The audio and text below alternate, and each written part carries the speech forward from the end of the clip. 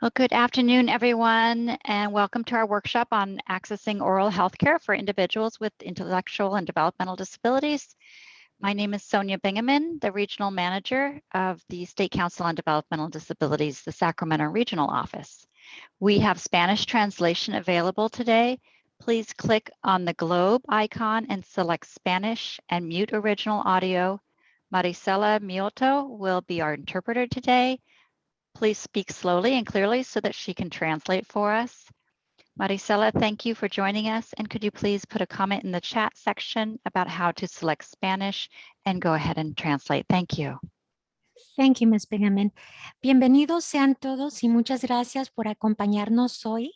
Antes de empezar la reunión, vamos a explicar las funciones necesarias para acceder a la interpretación simultánea al español. Si están utilizando su computadora portátil o computadora de escritorio, en un minuto van a ver que aparece el icono con figura de globo en la parte inferior de su pantalla. Tienen que pulsar en interpretación de lenguaje, en inglés dice Language Interpretation, y seleccionen el idioma español. Si están sintonizándonos desde su teléfono, iPad o dispositivo similar, busquen el menú con los 3 puntitos donde dice More en la esquina superior del lado derecho de su pantalla y pulsen interpretación del lenguaje y luego español. Esto permite que escuchen la traducción al español y si tienen la opción de apagar el audio en inglés pulsando Mute Original Audio si solo desean escucharlo en español. Thank you, Ms. Bingaman. I'm ready to be assigned as the interpreter. Okay.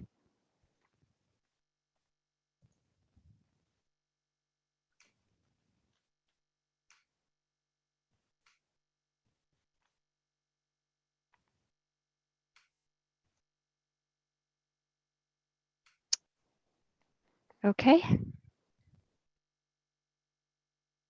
Could you please put a comment in the chat if it's working? Yes. It's good? Okay, thank you. Okay, we know that some of you are attending from all around the state. Some of the information we share will be general and apply to any regional center client. Some of the information may be specific to those on Denti-Cal managed care plans in Sacramento or the Los Angeles counties, and some information will be specific to those receiving services from Alta California Regional Center in the greater Sacramento region. We welcome you all to this important topic. If your question, okay, I'll switch you in just a second. If your question is not answered today, we encourage you to reach out to your local SCDD office or regional center service coordinator for assistance. And remember, you can always call your plan on the back of your medical or dental health card and ask for assistance. I'm going to take a pause here and make sure we get the interpreting correctly.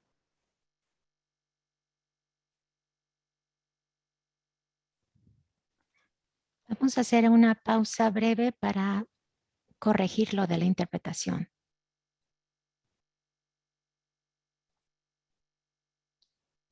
Okay, it should be good now. Was that Yoshin that said she can't hear the voice? Yeah, it should be okay now. Maricela, could you put in the chat if it's all good now? Okay, great. Thank you so much. Somebody answered. That's good. Yeah. The State Council on Developmental Disabilities is established by state and federal law as an independent state agency to ensure that people with developmental disabilities and their families receive services and supports that they need. We know that accessing dental care for preventive or emergency care can be really challenging, and the options can be very confusing and in some cases very limited. We've organized today's workshop to be a start to discussing this topic and educating the community about some of the options. For several years, more than 40 professionals in the dental field, advocates, self-advocates, and family members have met as part of the Medi-Cal Dental Advisory Committee, otherwise known as MCDAC, to look at the services offered, identify the barriers and challenges, and propose and work on solutions. There are currently several committees tackling these issues. There's been some small improvements to Denti-Cal reimbursement rates, but unfortunately less and less availability of access to space in hospitals for dentists to offer anesthesia or hospital dentistry. One purpose of today's presentation is to offer information about alternatives to anesthesia dentistry and to encourage the use of some of those options and supports. In addition to presentations like this, there have been and will continue to be efforts to train more dentists and dental offices about strategies to serve individuals with disabilities to increase the success of dental care in the dental office. Collectively, we know that what many of the barriers and challenges are, and we hope this will continue the community discussion on this important issue. We will be recording this workshop and sharing the link as well as the PowerPoints and handouts very soon. There's also a link to the previous recording of our workshop held in June, and both of those links will be posted on our website. We'll also be emailing out those links within a few days. Please feel free to put any questions that you have in the chat at any time. At the end of our presentations, we'll have time for questions and answers. I'd like to thank our partners, Alta California Regional Center, Liberty Dental Plan, Sacramento County Public Health Department, Sacramento District Dental Society, HealthNet, Warmline Family Resource Center, and other members of the MCDAC committee, self-advocates, and family advocates. If you have any follow-up questions, please feel free to contact me or any of the presenters today. We'll put our contact information in the chat, and we'll also email it out to you afterwards. Just a reminder that if you'd like Spanish interpreting, to select the globe and select Spanish and mute original audio. You also have the option of selecting closed captioning. If you like that, there's a closed captioning icon at the bottom of your screen. Again, thank you for joining us. Now I'd like to introduce Mary Rettenhaus. She's the ASD clinical specialist with Alta California Regional Center, and she'll be presenting on home-based behavioral strategies to prepare for the dental visit. Thank you, Mary.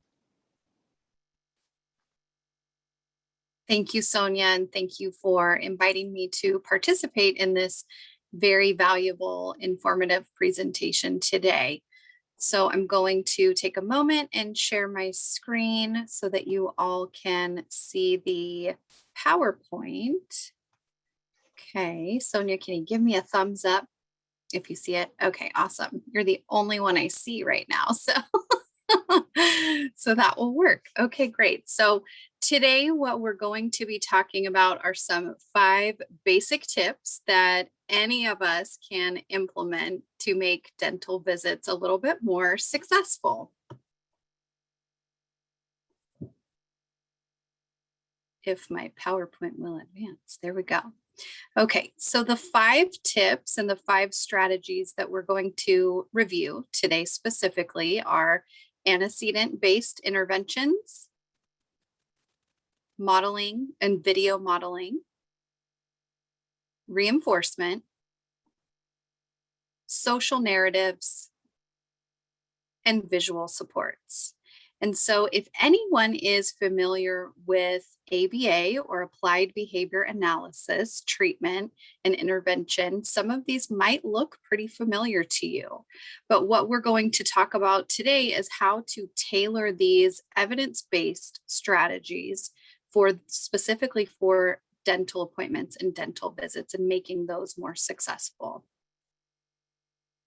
When we're talking about antecedent-based interventions, really all we mean by this is what can we do before a dental exam? So the things we can do to prepare and prevent potential problems. The first point is be strategic about the appointment times. For example, we want to schedule when the office can take the amount of time that it will need for that individual to be successful and a time that's good for that individual to participate. For example, if the individual has a long structured school day, it may not be ideal to come in at the end of that day when that individual is tired and not wanting to participate in new or different activities. The next point, break up the initial appointment into several parts. This is okay to do if you have the approval from the dental office.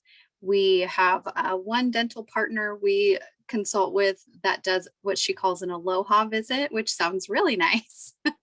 And that's just a kind of get to know you visit. And that can be really helpful for both the individual as well as the dentist to develop and create some rapport in that relationship. On the day of the dental exam, trying to keep the individual schedule light. So not a lot of other appointments. That can be difficult because sometimes we want to just schedule all medical or dental appointments in the same day.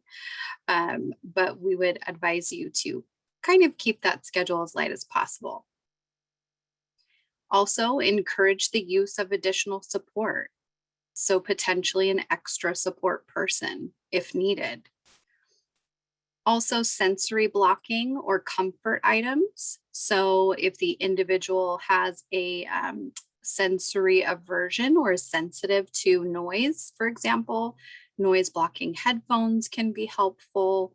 Also, sunglasses for that bright light that's above your head that shines right in your eyes, and that can be helpful as well. And also priming, and all that really speaks to is allowing the individual time to understand what the steps are going to be of that dental visit. So explaining what the dental exam is going to look like, what steps you're going to go through, and also what potential reward or reinforcement might follow for participating in that.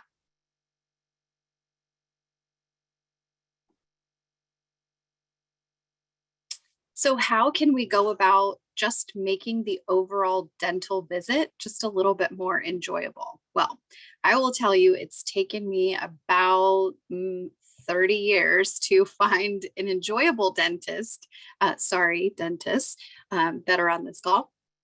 But I have found one, so I want to share this with you. This is literally a comfort menu from my personal dentist that I go to, and they offer all of these wonderful things: earplugs, earphone, coffee, tea, a neck pillow, a blanket, chapstick. I mean, it's pretty bougie, but it's also really nice, and has personally made making that dental trip more enjoyable for me.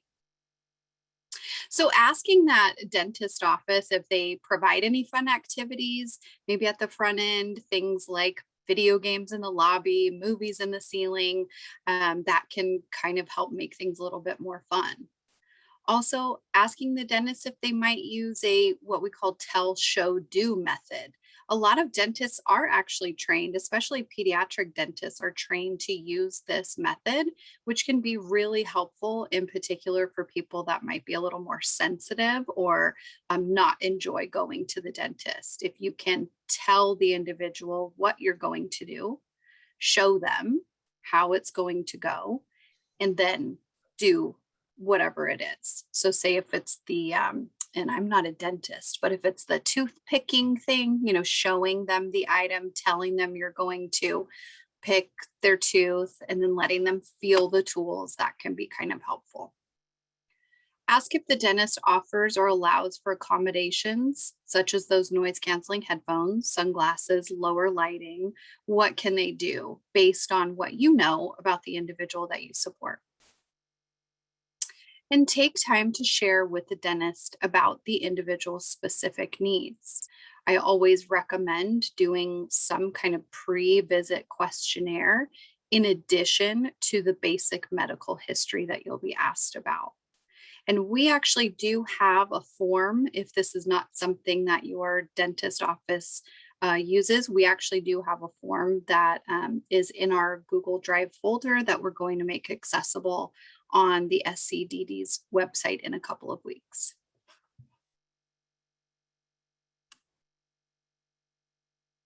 Modeling. What do we mean by modeling? All this really means is doing a role play or a pretend play, you might want to call it for the littler ones, of going to the dentist. So we're going to play dentist, or let's practice what it's going to be like to go to the dentist.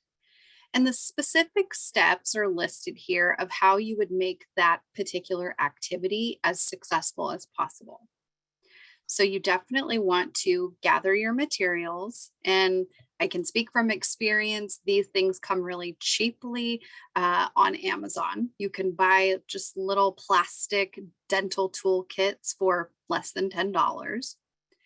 You do want to take the time to develop what that script is going to be like.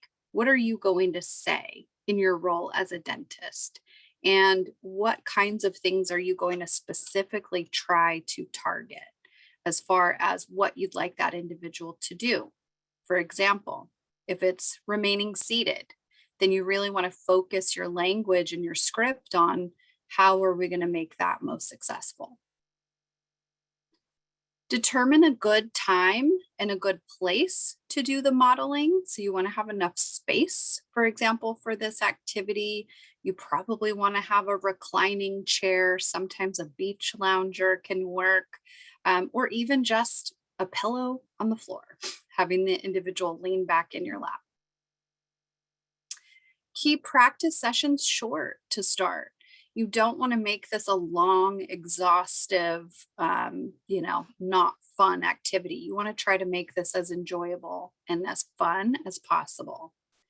And if it's not seeming to be enjoyable in and of itself, then you might need to think about, okay, how are we going to incentivize this? So for pretending to play dentist with me or pretending to do the dentist with me, I'm going to let you watch your favorite movie, or you can have an extra piece of candy after dinner or something. You want to think about how to provide a supplemental reward if you think this person is really not going to want to participate in this activity. And also it can be kind of fun to take turns, both being the patient and the dentist. And then that also lends some control to individuals that might feel a little bit anxious about feeling like they're not in control, because having someone go into our mouths can be a little invasive, right? And then the next strategy we'll talk about is video modeling. So similarly to live in vivo is what we would call it, or live modeling, where we're role playing this out, you can also show the individual a video of what going to the dentist would look like. So in preparing that person for the dental visit, you would show them a video depiction of either themselves or someone else going through the steps of a dental appointment. And here's just one example of what a personalized video model could look like. There is a website called Look at Me Now, where you can upload a face onto an existing body, and it will give you this video. So we can go ahead and take a look at this. I might need to share my sound. Here we go.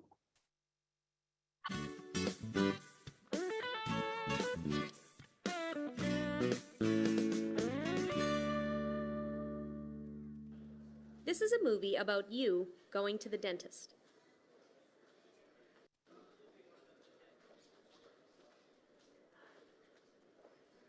At the dentist's office, you will wait in the waiting room before your appointment. Hi, it's time to clean and count your teeth. When your name is called, you will walk into another room. A grown-up will stay with you the whole time. Okay, time to sit in the chair. You will go into a room with a special chair. Great job sitting down in the special chair. Now the hygienist will help to get you ready for the dentist. There will be a bright light to help see inside your mouth. Now it is time for you to get a special dentist bib.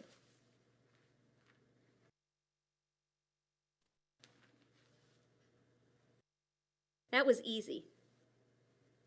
The hygienist will use a mirror to look at your teeth and also count them. Open wide. Great job. This will take just a minute. 1, 2, 3, 4, 5. Now you are ready to have your teeth cleaned.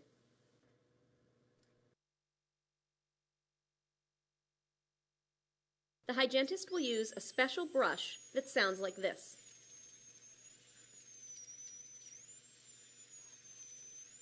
This is fun, and the hygienist is very gentle. You're doing an awesome job. Now you are ready to see the dentist. The hygienist will go and get the dentist. Good job waiting while the grown-ups talk to each other. Now the dentist will use the mirror to look in your mouth. Open wide. Very good. After the dentist looks at your teeth and counts them, you are finished. The bright light can be moved and your bib can come off. Going to the dentist is all done. Look at you now. You went to the dentist.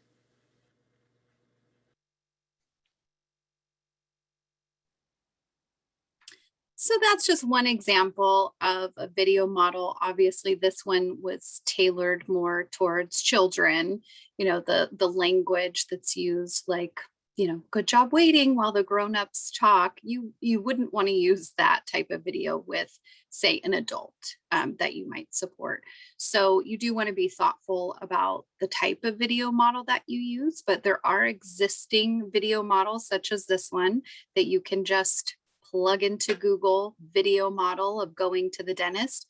And if you find one that you think is relevant or would be applicable for the individuals you support, then you can use it. But, you know, now in this age of technology, we all have a smart device. They're really easy to make on our own. And if you wanted to get fancy and ask a dentist's office if you can, you know, make a video model, you can do that, but you certainly don't have to. If you have some of those materials at home, you can do a simulated type of video model. You pick up that smart device, you make a video of a person going through the particular steps that that individual is going to go through during their dental exam. And then the next steps are really the critical steps. So once you have the video to show, you do want to show the person the video. So this would be applicable for someone that obviously could attend to a brief video. Review those key concepts. So notice how, you know, he sat when they asked him to sit in the chair. Notice how there was the bright light. He put the sunglasses on. And then you do want to try to provide an opportunity to do the modeling afterwards. So do some role play or practice, and then also reward. Who doesn't like to be rewarded for these things?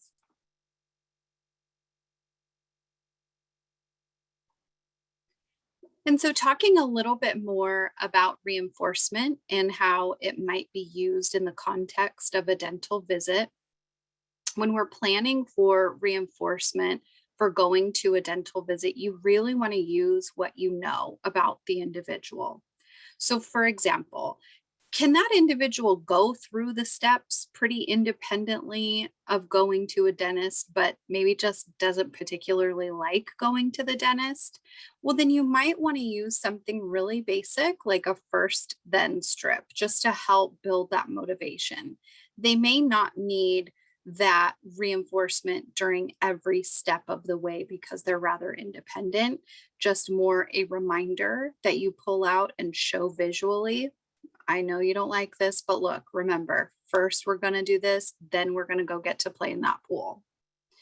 Or if the individual really does need a lot of support through each of the steps, like it's pretty difficult to wait in a waiting room or remain seated or follow those single step instructions like opening their mouth or letting someone touch their teeth, then you might want to think about using something that's more of a step-by-step reward system, which is also pictured here, where you visually are depicting when they've completed each step, and then also they can see how far they've got to go. So really, reinforcement needs to be personalized and based on what that individual can do and also how much support that's needed. always would recommend having a variety of options or choices available, such as a prize box, a treasure box. If you've ever been to a pediatric dentist, they always have prizes and there's a lot of options. And so you want to deliver that reward only after the task has been fully completed. That's critical as well. Giving that reward up front, you might lose that motivation to complete the rest of the steps.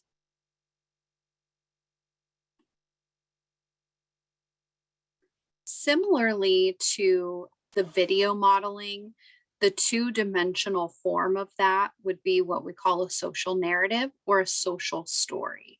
Social stories, you may have heard of those. They were developed by Carol Gray as far as the overall concept and what's included, what goes into a social story. But really, it's just a visual depiction of some kind of situation. In this case, it would be going to the dentist, that provides relevant cues and describes the expectations of appropriate behavior. So they come in all different shapes, sizes, forms. And again, you want to use one that would be appropriate and applicable for the individual that you are supporting. So there's more childlike ones and there's more generic ones. A lot of individuals with autism, for example, might be very familiar already with some of these board maker looking icons. They're commonly used in a picture exchange communication system or other visual supports and visual schedules developed in the educational setting. So that might be helpful to you to use something that the individual is already familiar with. And again, this is not something that you have to recreate the wheel on. There are a ton of these available. There's a link to a website on this particular slide, Pathfinders for Autism, and there's 12, I think, free, already pre-made social stories about going to the dentist. So this is something that should be relatively easy to find and use and implement yourself. And in fact, in our last workshop, we had Danielle Canarozzi on our group, and who's also a parent, shares her experience and how social stories were particularly useful for her and her son in him being successful going to the dentist. And again, just having a social story isn't necessarily going to make it effective. There are steps that you want to follow. Here are those 5 steps. Introduce that social narrative to the individual. Either the individual reads or has read to them that social narrative if they're not a reader. And then the individual participates in the identified social situation or a mock situation. So again, you're seeing this theme of actually physically role playing. So whether it's modeling, video modeling, or using social narratives, the role play is key. Having the individual physically practice the steps. Review the key concepts, and then provide prompts and reinforcement as needed.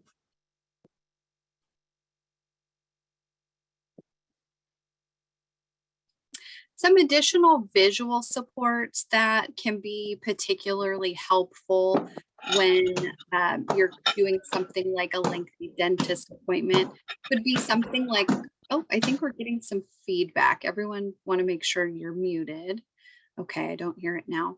So for example, something like a visual timer for individuals that are unable to tell time, this can give them a good concept of how much longer something's happening for and can kind of help you hang in there during those difficult or uncomfortable moments.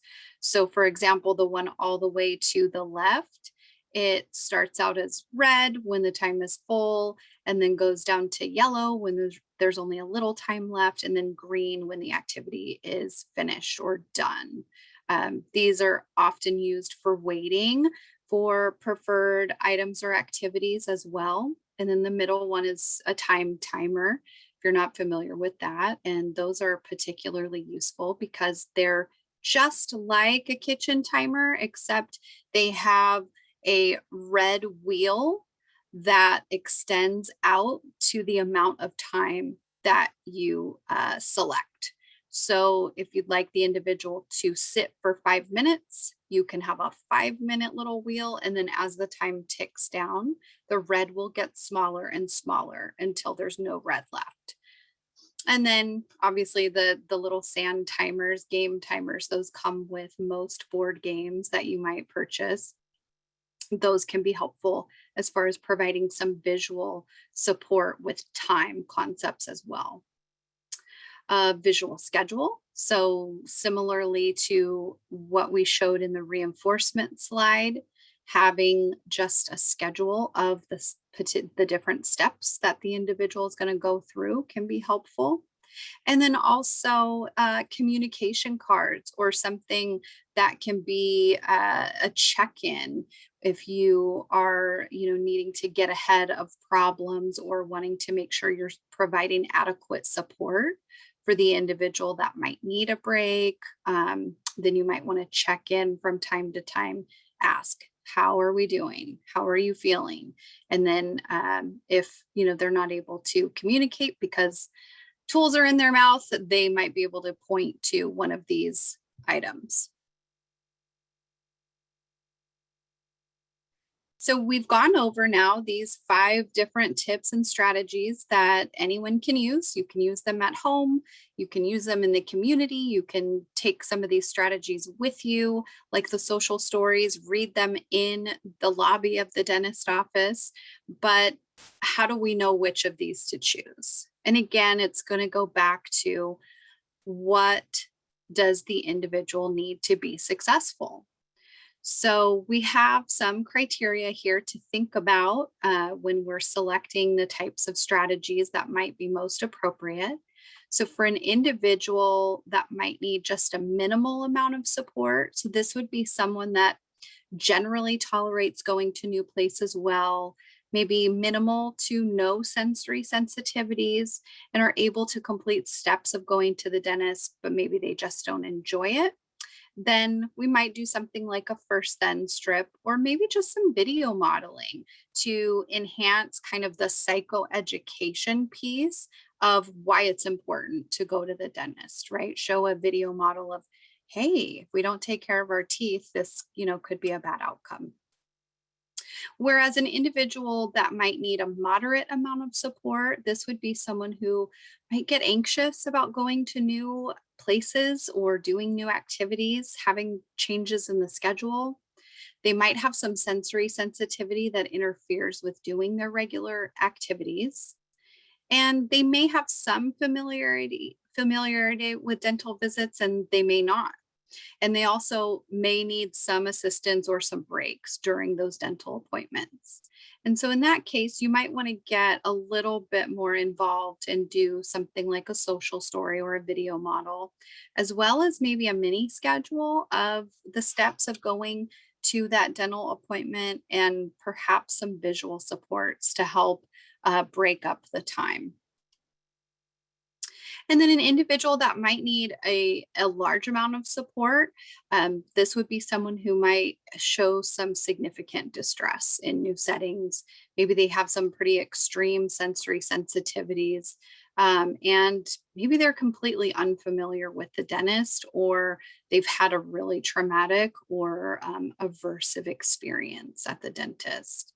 And this would also be someone that might need a lot of assistance throughout every step of that dental appointment and need frequent breaks. In this case, definitely the social stories or video modeling, as well as that modeling and role play a lot at home beforehand. And then probably that visual schedule with rewards every step of the way. And then those visual supports, such as the visual timers, the communication boards, and others. So this completes my portion. I don't know if we want to stop for questions now, or if Sonia, you wanted to move forward. Thank you, Mary. A lot of great information. It was amazing after 50 years of going to my dentist. One time I brought my own earphones or sound counseling headphones, and he said, "Oh, we have those. I just never think to offer them to anybody." So they have, most dentists do have dark glasses and earphones and all sorts of things, and they just, I think, forget. So it's a good reminder to ask or to bring your own. Thanks for all the tips and suggestions. There's some chat going on about who this is aimed for. It is aimed for the whole community, for family members, new and old. Remember, we have new family members, new parents with young ones, and the earlier we can start with all of this, the better outcomes we'll have, the more success we'll have. For individuals to get their treatment in the dental office, get their treatment, regular routine care at home. So thank you for joining us. Well, again, thanks for sharing, Mary. Now I'd like to introduce Dr. Jeffrey Sue, a dentist who will discuss tips for caregivers and what to expect at the dental visit. Thanks so much for joining us. Thank you for having me. Let me see if I can get this thing to work.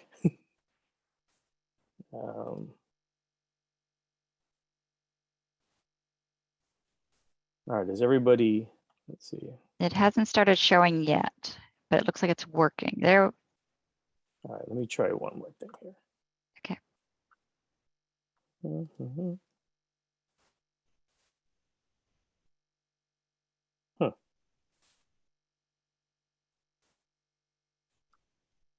Don't know why mine is not showing the way that I want it to.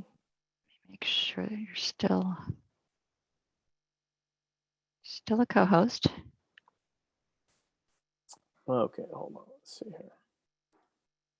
It worked when we rehearsed, so let's see if I can.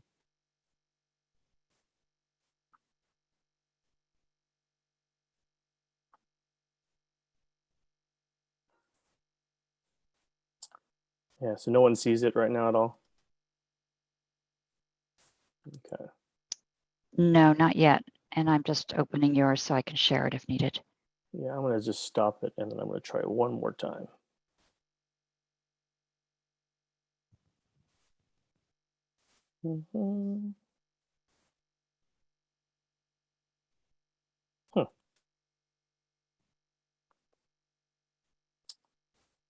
Yeah, it does not seem to be.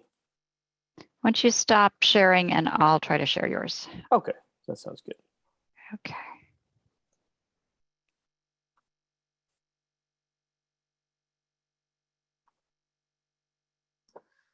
Can everyone see that? Yeah, Robin says I can yes. see it. All right, everyone can see. Yes. We'll make do. Well, thank you for having me. Once again, my name is Jeff Sue. I'm a pediatric dentist. And so Mary's presentation, fantastic. So much information there.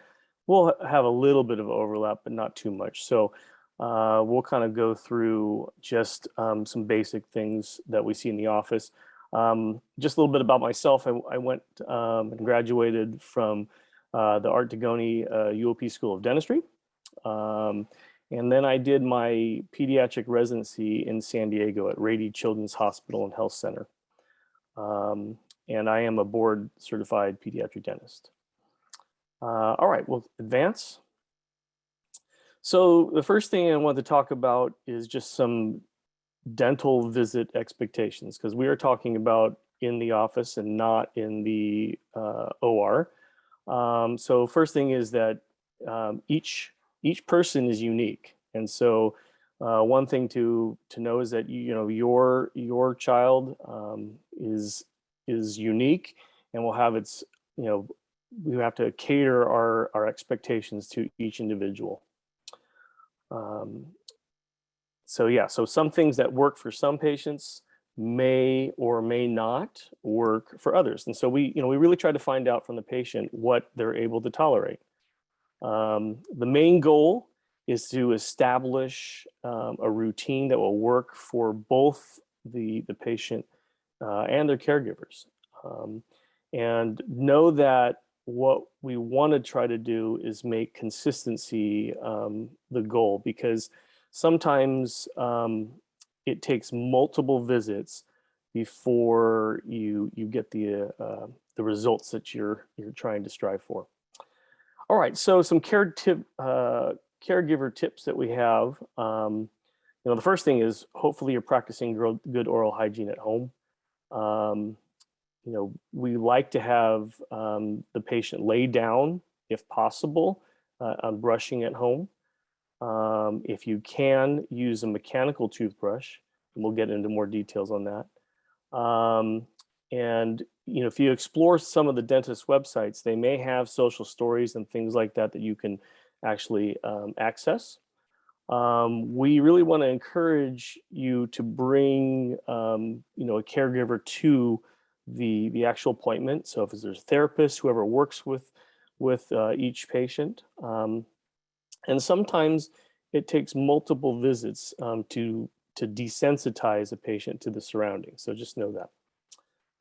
All right, as we talk about practicing good hygiene, you know, the point here is the easier that your dental visit is, the better. So if you're doing good hygiene at home, that's going to make the visit hopefully more successful in the office.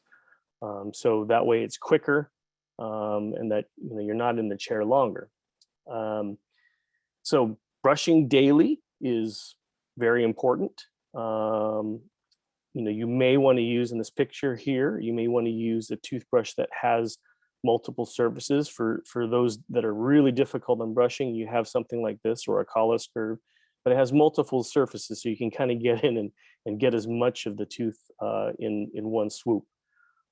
If you can, using a mechanical toothbrush is advantageous, not only because I recommend it, but it makes sound, and so that will simulate some of the sounds you may have in the dental office. And just as a little last side note, if your patient, your child is taking medications, if you can take some water or rinse out afterward, that really helps out in cutting down exposure on the teeth. Go ahead and advance. All right, so we really encourage, if possible, for the hygiene to be done laying down. Here you're seeing a picture of what we call active stabilization. So this is my associate, Dr. Chris. But laying down actually can simulate what will happen in a dental visit. So if you're telling your child that we're going to do everything the same, but your child sits or stands, that is not the same. And so it makes it different in the dental visit. Besides, well, one of the things that you get in as an advantage from laying down is you have stability of the head and neck. And so if your child is very mobile, it's very difficult to get in there and do brushing and flossing. But if you have them laying down in your lap or on the floor in front of you, you have stability and you have a little better light. And again, the closer that you keep things the same from home as the dental visit will just make it easier. You can go and advance it. Like Mary said, social stories make a big difference. If you can go through, some sites have the social story on their website, so you can explore, or they have a tour so that you can see the office. But those are the planning steps ahead to help visualize what their expectations are going to be. So you can go ahead and skip that. Yep, perfect. Okay, having, you know, a caregiver at the visit is very important. You know, there you're able to go over strategies and on what to do both for the office and at home. And again, making these similar will just make the visits a lot easier. Couple things to note that, you know, it may be necessary to use protective stabilization. We'll go over that in just a second. In very, well, I want to say, some situations we need to use an ultrasonic scaler. And then in some cases, we may do the exam or the cleaning in an actual wheelchair itself. So going over, yeah, protective stabilization, there are a couple of different examples. You can use a papoose or a PD wrap, or you have parents or caregivers. We have weighted blankets. So some of this, is whatever the comfort level of parents, but it is for protection for the patient. And you can do x-rays and things like this now because we have portable x-rays that we're able to take and use. The weighted blankets, a lot of our patients, they prefer that comfort of the weight, and so sometimes that just alone is enough, or sometimes we'll have a parent lay just for comfort level. This picture here is an ultrasonic scaler, and the only reason why I bring this up is if there's a lot of buildup on teeth, this may be necessary to get the cleaning completed, and there's a lot of water and there's a lot of noise. So again, these are things that you talk about in the visit to make sure that your expectations are clear. And like I said, Mary, you did a fantastic job. I mean, that's really all I had to share. And I know that for some people that are asking that, this is obviously done in the dental office and not under general anesthesia or sedation.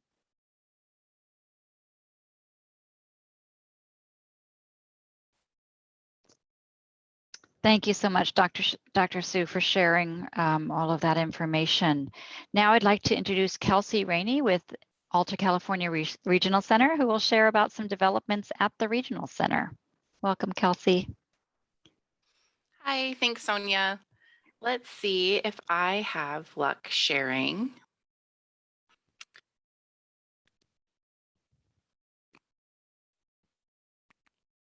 How are we looking? Looks great. Oh, perfect. We love it when it works, don't we? Okay. So my name is Kelsey Rainey. I am a community services specialist and I work at Alta California Regional Center. A lot of this information that I'm going to be sharing is specific to Alta California Regional Center. But if you do have questions on how to contact your service coordinator or anything like that in your particular area, I may be able to help with that at the end of the presentation. Like I said, I'm a community services specialist. I've been with the Regional Center for 6 years. 4 of those 6 years, I was a service coordinator. So I worked with adults in trying to help them access their dental care. And one of the things I recognized as a service coordinator and really wanted to work on as a community services specialist is the difficulties that our clients and families have when accessing dental care. Unfortunately, this has been a slow process, but I am very motivated, and so are a lot of these really great professionals that I'm working with in trying to find different outlets and new resources. So I'll be sharing a little bit about the Regional Center. We'll be talking about the primary roles of a service coordinator, when the Regional Center becomes involved in dental care, how your service coordinator can assist you, how you can contact your service coordinator, different resources that we may have able to offer, and the resources we have in development currently. So first, starting off, for those of you who aren't familiar with the Regional Center system, we are unique to California. We were established under the Lanterman Act in 1977. There are 21 separate regional centers throughout the state of California, and we are contracted under the State Department of Developmental Disabilities. We are an entitlement program and a voluntary service. Most of our services, especially those for adults, come at no cost to the family or the client participating in those services. Alta California Regional Center serves 10 counties. We have over 27,000 individuals with developmental disabilities over the age of 3. And we have 8 different offices in the area to serve this 10 county area that we work in. Also, I do know that there are some people here from other areas. So if you do happen to move throughout the state, your regional center eligibility does transfer.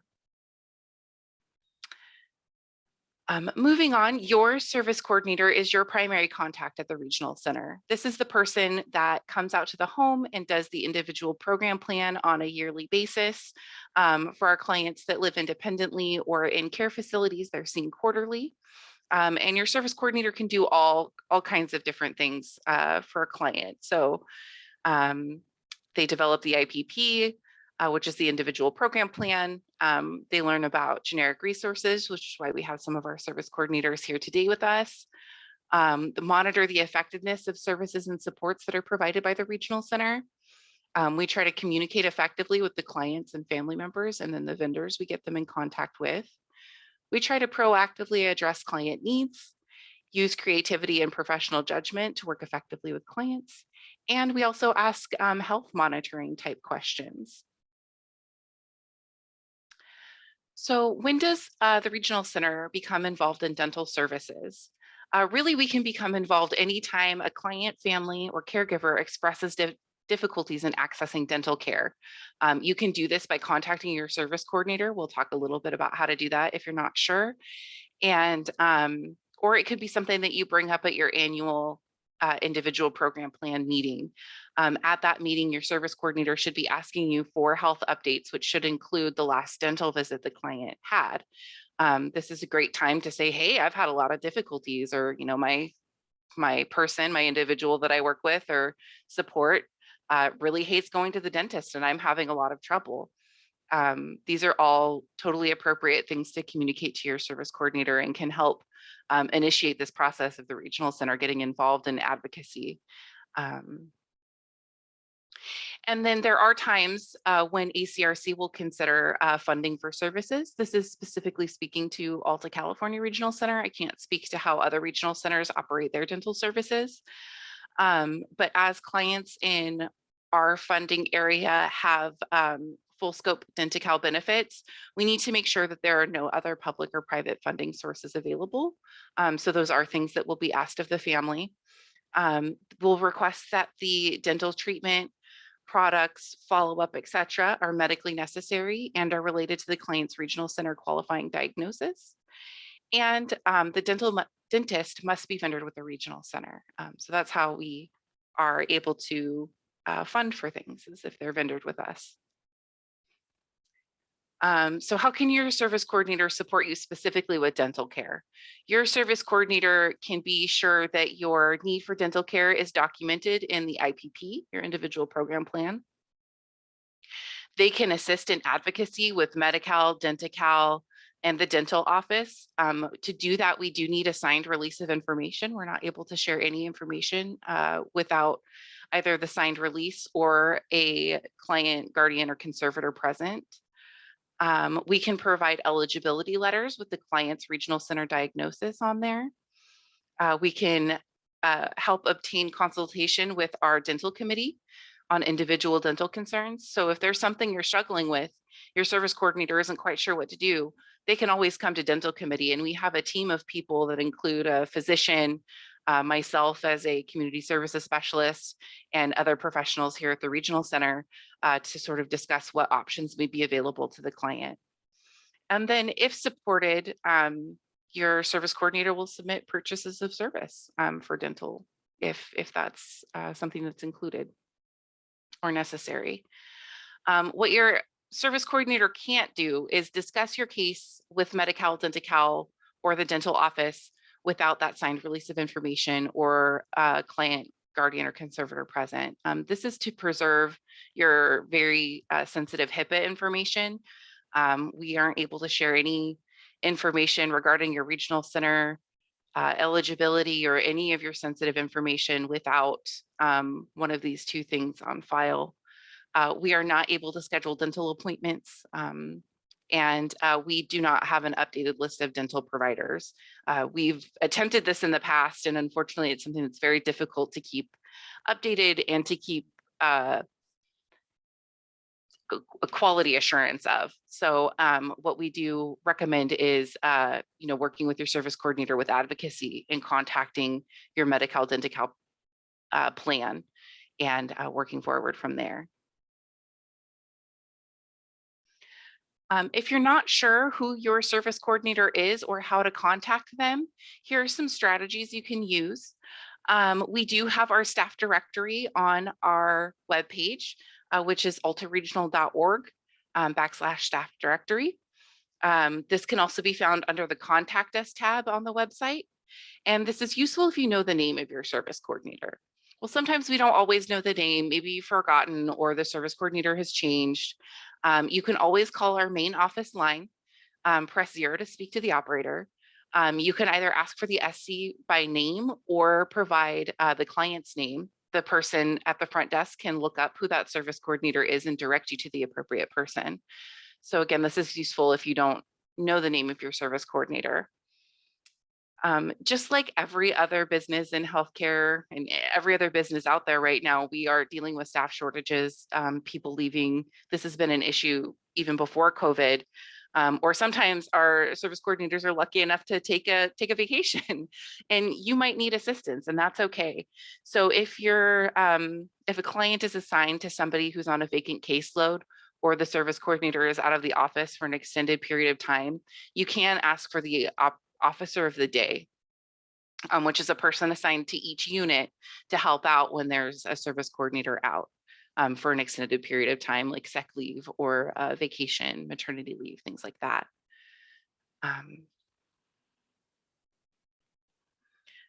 One of the other resources I wanted to discuss today is that we do have some vendor registered dental hygienists in alternative practice. These are dental hygienists who can go out to the home and provide dental care. There's a number of services they can provide, including health assessments, consultations, preventative cleanings, sealants, fluoride application, and they can also provide health education for clients, family, and if a client is living in a facility, those facility staff. And there's also nutrition counseling available that they can provide. We do have a number of RDHAPs that are vendored with the regional center. They primarily bill Denti-Cal for their services, but they do have the ability to bill ACRC if needed for additional time or services that aren't covered by Denti-Cal. And this is a great option for those clients that maybe have a really hard time going into a dental office due to sensory issues such as the bright lights or the other loud machinery that can be in the dental office.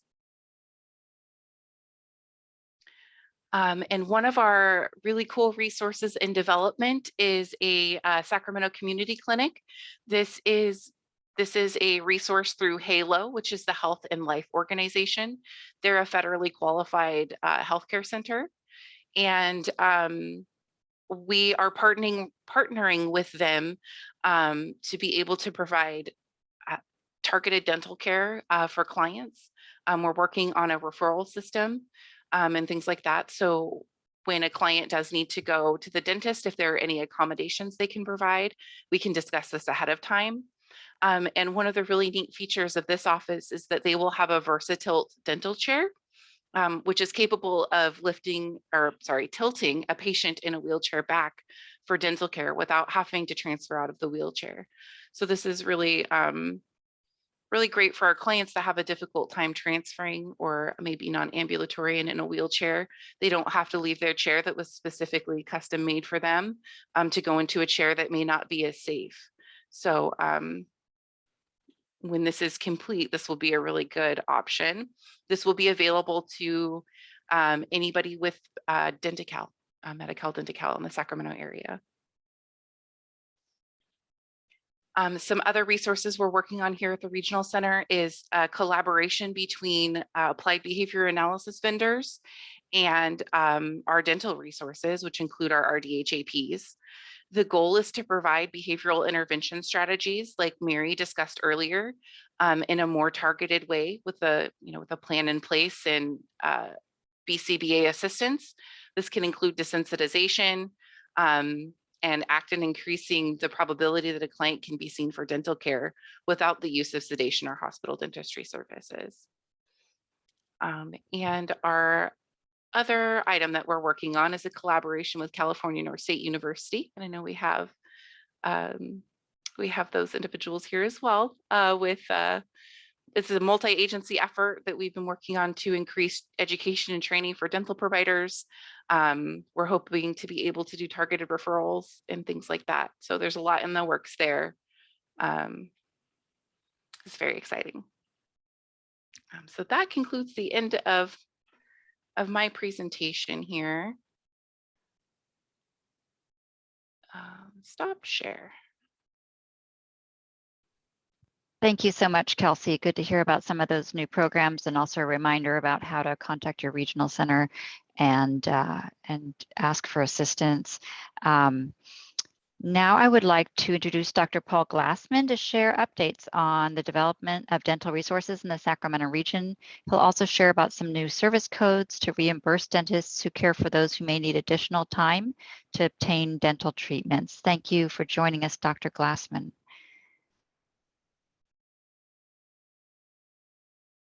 Sorry, I have to unmute. Okay, no, thank you so much for having me here. Glad to be here. Absolutely.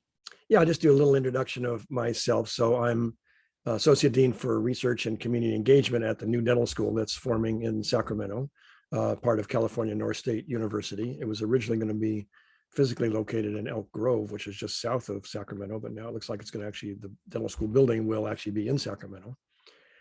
In addition to that, there's going to be a new hospital, which I'll say something about in a few minutes, also in Sacramento as well. I think some of the things I'm going to talk about are a little bit more theoretical in the future. It's the presentations that you've heard so far are, I think, probably more practical for immediate use.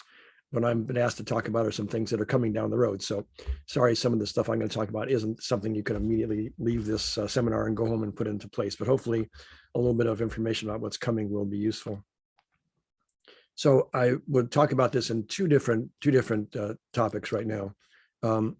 Actually three, but we'll get to the third one, part of the fourth item on the agenda. But in the third item on the agenda, two different topics. So one of them is about the issue of people who have trouble getting scheduled for dental care under general anesthesia. That was the work of the Medicaid Dental Advisory Committee. I think many of you may have heard about that work or even participated in it. A year-long effort with a very comprehensive report about some of the problems. It's not uncommon in Northern California, in California in general, and actually other places in the country for people to be told that they need dental care under general anesthesia and then have a long wait before they can actually have the procedure performed. Sometimes these waits are up to 2 years, which I think is really horrible to have someone who's got a situation where things are complicated or bad enough that they need to have sedation or anesthesia to get things fixed and then be told, we'll get to you in 2 years. Obviously, things are not going to get better in 2 years. They're only going to get worse. And so it's really been a big concern. There are sort of two general solutions to that. One is we need more operating room space so we can have more people to get this kind of services. And the other one is one I spent a little bit more time on, which is sometimes I'm referring to this as shortening the line. So the idea there is that there are many people who are having dental care under sedation or anesthesia that if some other services were available may not need to have it done that way. Now, that's not true for everyone. There are certainly some people where the very best way to have dental care done is using sedation or anesthesia, but our estimates are that there are a lot of people who are in that same line waiting for anesthesia and sedation who actually could have care done in a dental office environment if certain things were in place, but they aren't. So they end up being in the same line. And that's partly what contributes to the long waiting list. And so if we had a way to separate those out, the people who could have care done outside of the hospital or the sedation or the surgery center, it would actually make the line shorter for the people who do need that level of service. So we've been working on this for a while. I have to say it's still probably a ways off before we have this program in place, but we're looking at what we're referring to as a comprehensive program to provide a series of supports for people who may be in that situation to help them be able to have dental care outside of a hospital or potentially without even the need for sedation. So this is something that I've personally been involved in. I've been working with regional centers and people with disabilities for my whole career, which is getting to be a long career now, over 40 years of doing dental care with various kinds of programs. And I've been able to enact a lot of the pieces of this comprehensive system I'm about to tell you about, but we're looking now for the opportunity to put them all together in something that we feel is going to work even better when they're all there, as opposed to just some pieces being there, others not being there.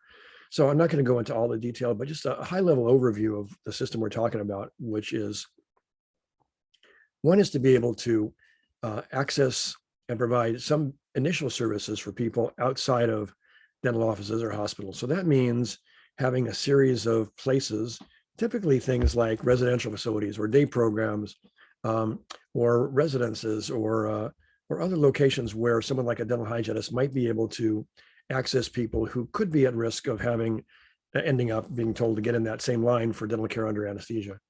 And in those places, what the hygienist would be able to do, and these would be probably the registered hygienist in alternative practice that Kelsey just referred to. I'm actually involved in I personally directed the training program for most of the people with that license in California, because I did it when I was at the University of Pacific, and I have a new program I've started now at California North State University in the Central Valley.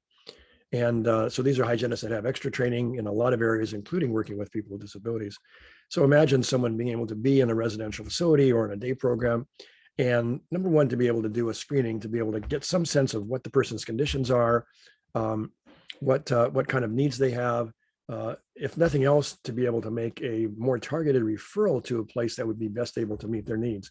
But we're hoping it'll go far beyond that. So a screening, understanding the person's needs, beginning to provide preventive services in the community.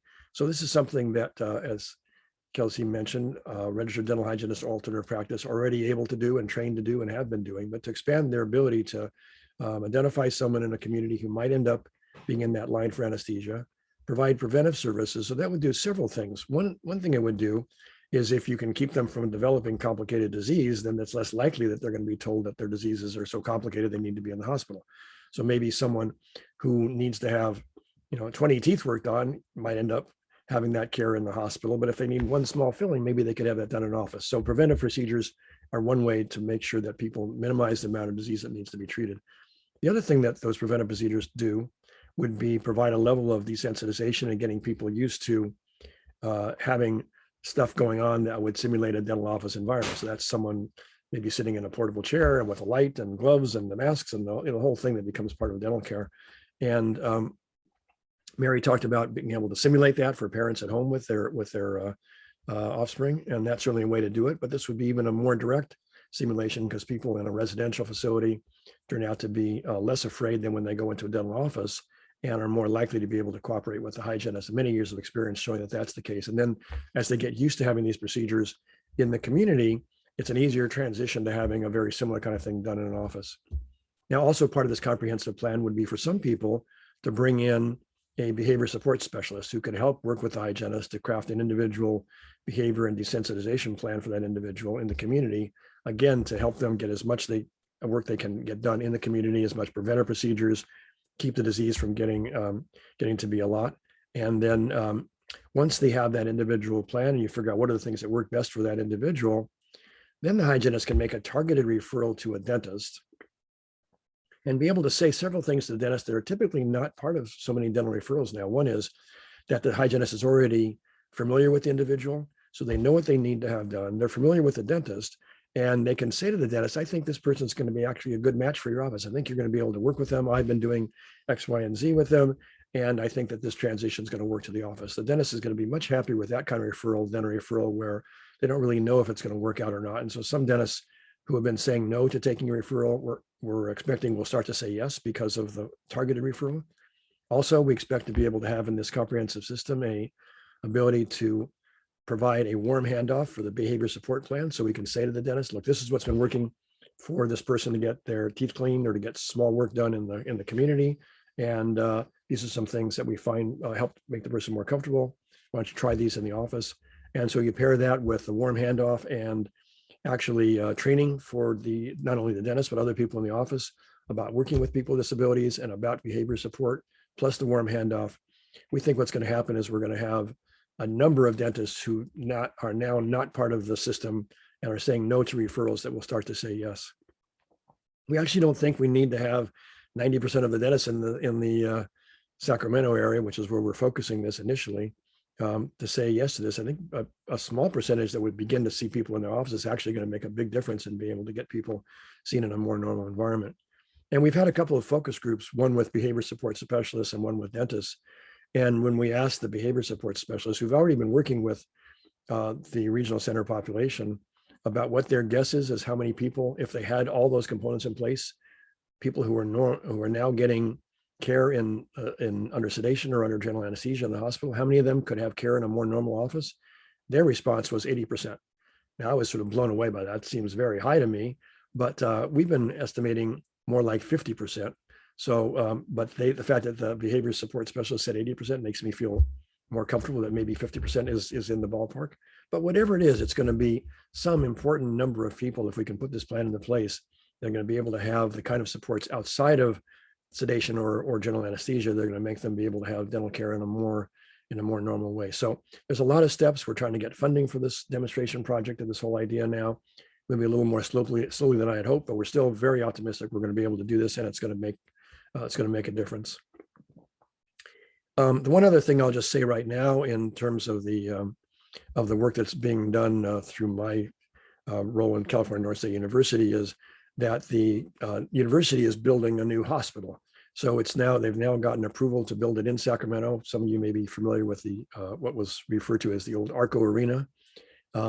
That property has now been deeded over to the university, and they're planning on building a hospital there. And we've been working with the university president and others, and we've been told that we have assurance there's going to be a dedicated dental surgery space there.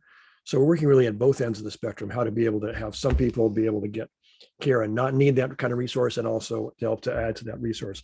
Now, both those things are, again, probably several years away, but anyway, I hope that gives you some sense of some reason for optimism about what may be coming in the future. And we're certainly hoping that California North State University will have an important part of that.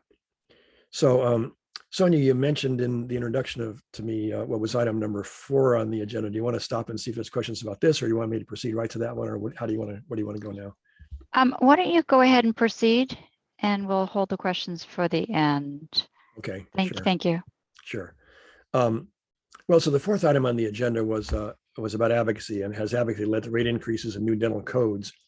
And so for those of you not steeped in the dental world, the answer is yes. Yes, but not enough. We still need to do more. And so what happened was that there was an organization called West Health. It's an organization that does advocacy for older adults. That's really their interest, through a foundation, the Gary and Mary West Foundation, who's got a concern about older adults not getting the services that they need. They actually have started a whole healthcare center in San Diego. There's a dental center there, and they actually paid for a consulting firm and a lobbyist to help see if they could do something to help dentists get some payment for the extra time it would take to work with someone who needed extra time. It took a couple of years. I was a part of their advisory group, but in the end, through lots of lobbying, lots of support from the Dental Association and other groups that supported it, there was now a new procedure code that was added that's payable in the dental Medicaid program. For whatever interest this is, the code is D9920. That means something to some people and doesn't matter if it doesn't mean anything to you. The code's not important, but the idea is that it's a payment for dentists for extra time that they would spend helping someone get through a procedure that would be more than you'd expect, more time than you'd expect to spend for someone who didn't have that particular disability or challenges. It's actually been in place now for a couple of years. It's working to some degree. And I say to some degree, it's not working quite as well as some people might have hoped, for 2 reasons. One, it's a bit complicated for the dentist to get paid under this system. They really have to do pretty detailed documentation of, they can't just say, yeah, it took more time for this person today. They have to actually list what the person's diagnosis is, what their medical conditions are, what other things about it, why it took more time today, what did the extra time entail? So there's a lot of detail that they have to submit for these claims. And some dentists have been concerned that too many of them get rejected as not having enough detailed documentation, and then they get frustrated and don't want to do it anymore. But it's still working to some degree, that there is at least this mechanism in place. One of the other challenges with that new mechanism is that it only pays for extra time if the dentist is doing a covered procedure. So for example, if someone needed to have a filling done and they went into a dental office and you would normally do that filling in a half hour, and now it took you an hour and a half to do it, you could bill for that extra hour of time, again, with the right kind of documentation.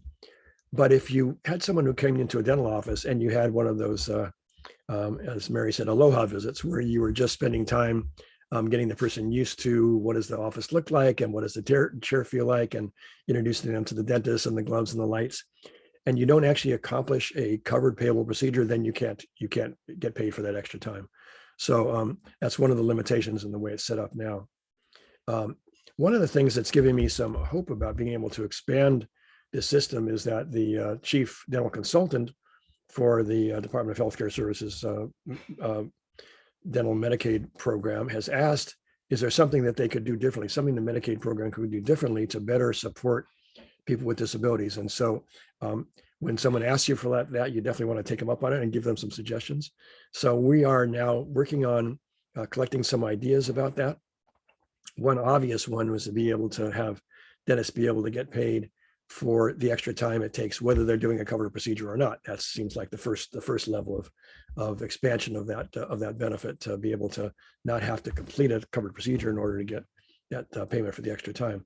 But we're also interested in other ideas that some of you may have, and I think you're going to talk to Sonia's going to mention the ability to be able to, people have ideas, to send those into her, and we'll be able to incorporate that into the plan.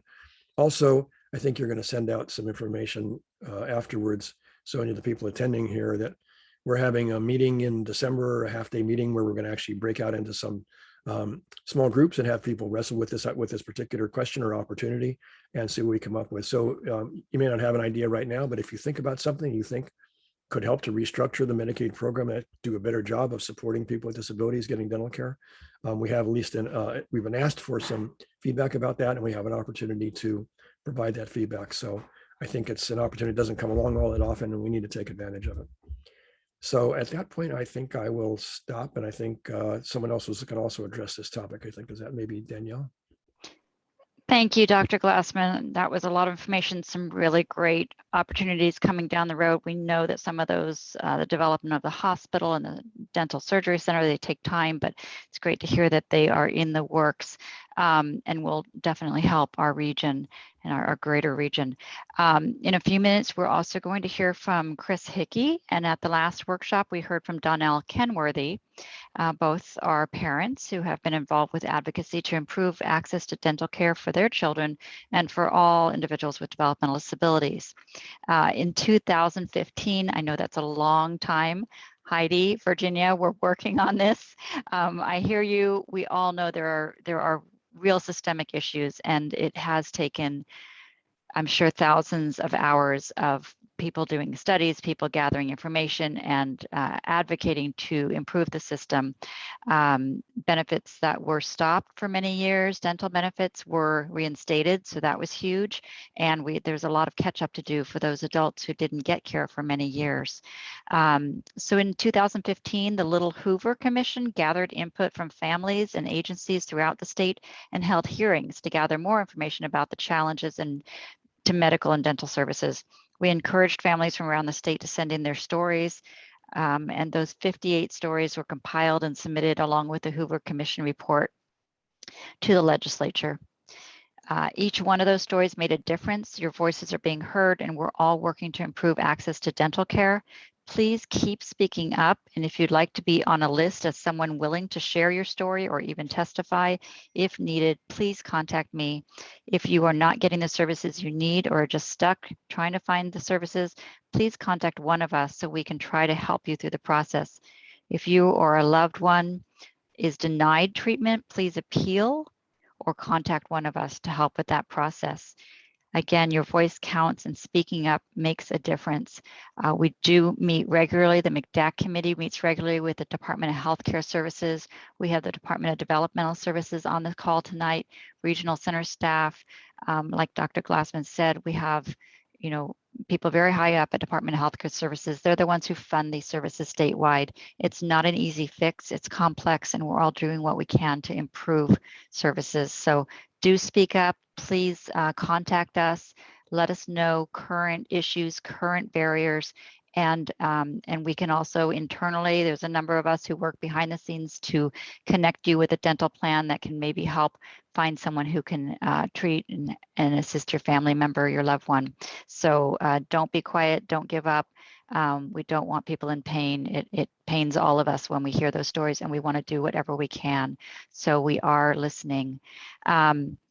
So thank you for all of your comments in the chat, and we will be opening up for questions in a little bit.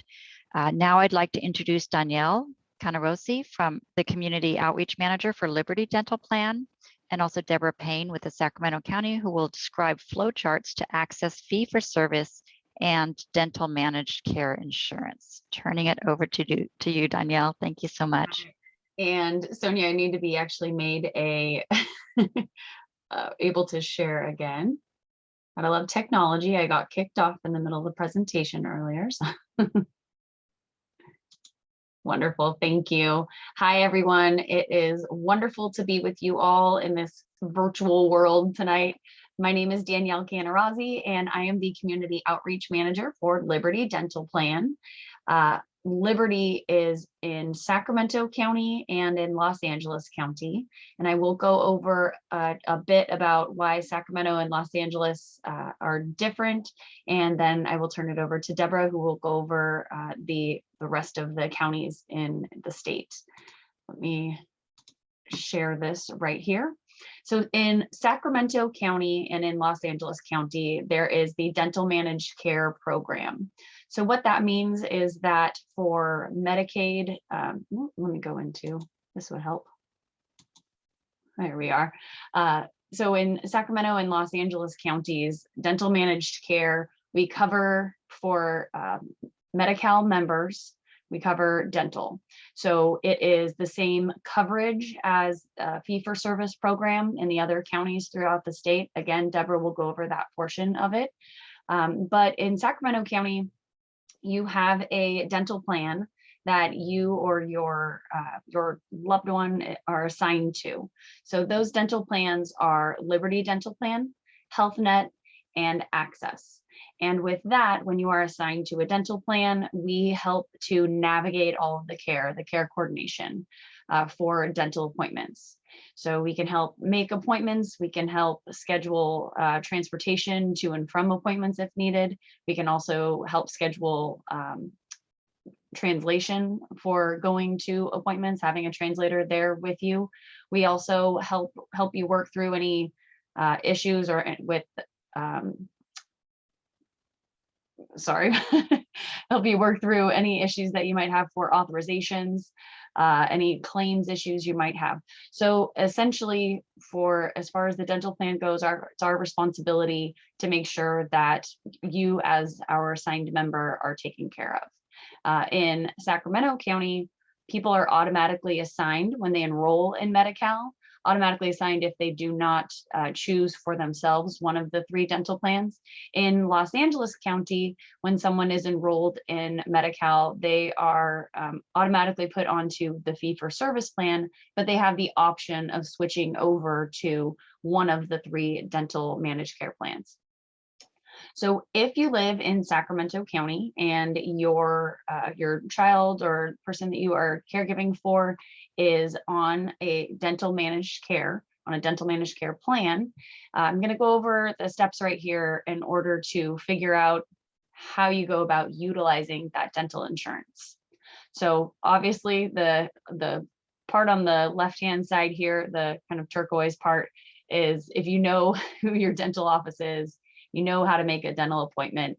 That's kind of the easy steps here. The yellow color on the right-hand side, if you do not know who your dental insurance is, your dental insurance plan, then you would start by calling Healthcare Options. The phone number right on here is 800-430-4263. And that phone number, you would give them your personal health information, or the personal health information of the Medi-Cal enrollee, and they would let you know who your dental plan is. I also tell Liberty members this, just the same as any member.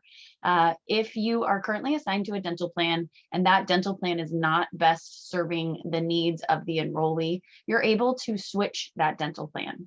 You can do that by, when you're on the phone with Healthcare Options, you can switch through to either Liberty, Health Net, or Access, whichever one you would like to choose.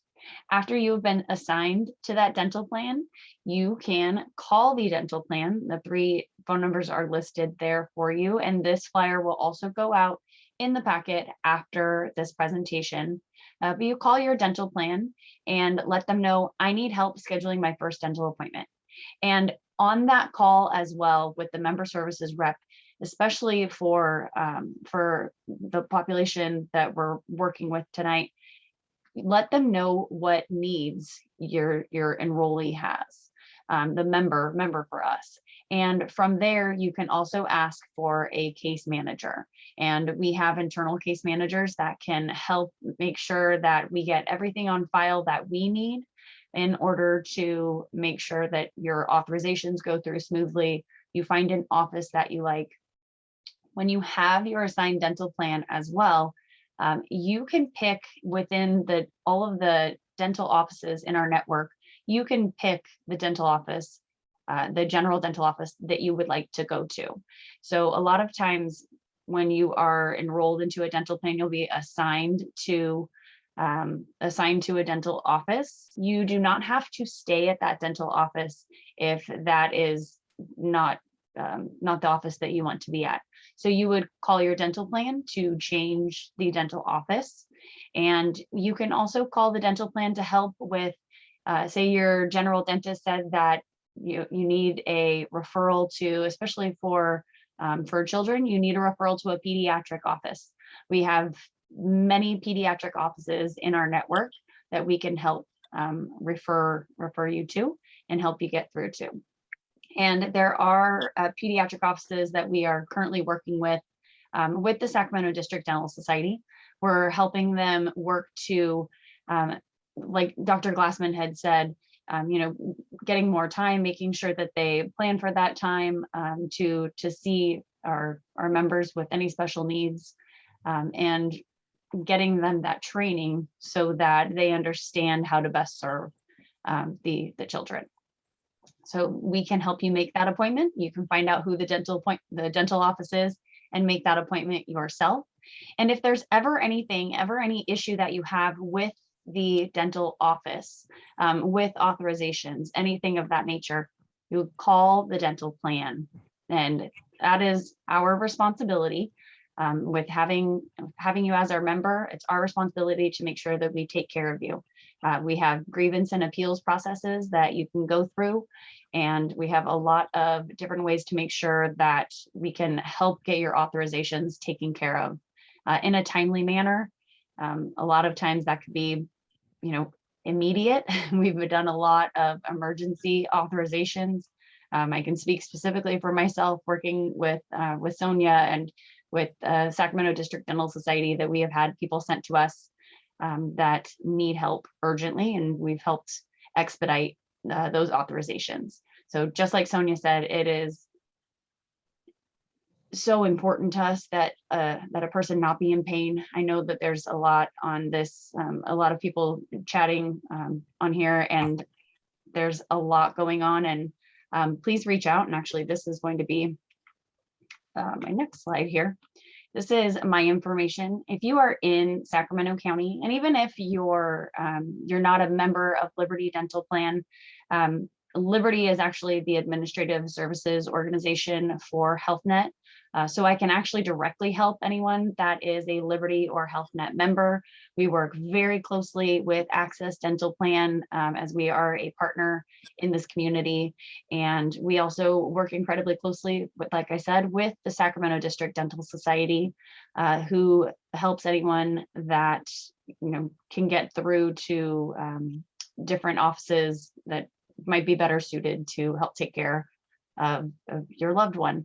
And they actually serve, Sacramento District Dental Society serves not just Sacramento County, but also the surrounding counties as well too. So they're a wonderful resource, and we all can help you get through to hopefully where you can be taken care of. And I believe I will also share and pass this over to Deborah. And here is for the fee-for-service side of it in the other 56 counties throughout the state. This is the fee-for-service flow chart for how to access dental care. Thank you, Danielle. Of course. Can you hear me? Sure can. Okay, great. Yes, we've used the dental managed care flow chart that Danielle just went through for many years. It's been so helpful. And it just seemed to me that we should also get the same thing on the fee-for-service side. So I worked with Walter Lucio and other staff from the Delta Dental to create this flow chart. It mirrors the dental managed care. Of course, you start with whether or not you know who your dentist is. Sorry,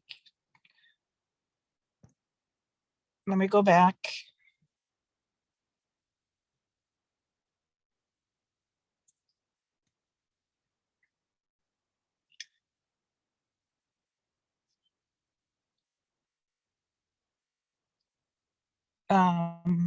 So sorry.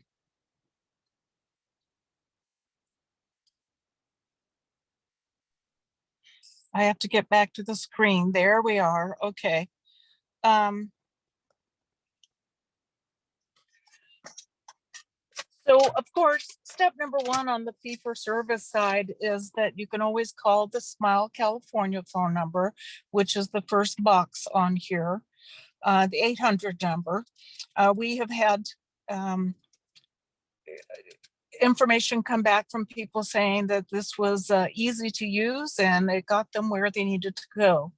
But if you still need help, then go to the next box where it says having trouble making an appointment. There is the fee-for-service customer service center now.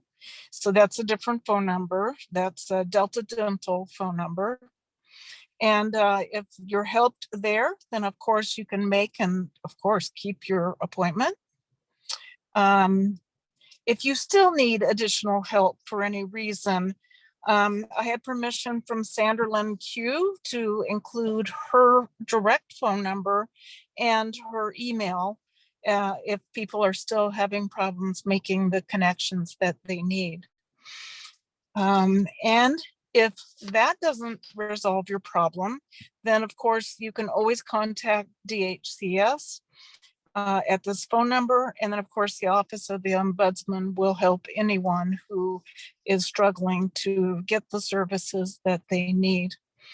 Of course, make an appointment and use your regular dentist.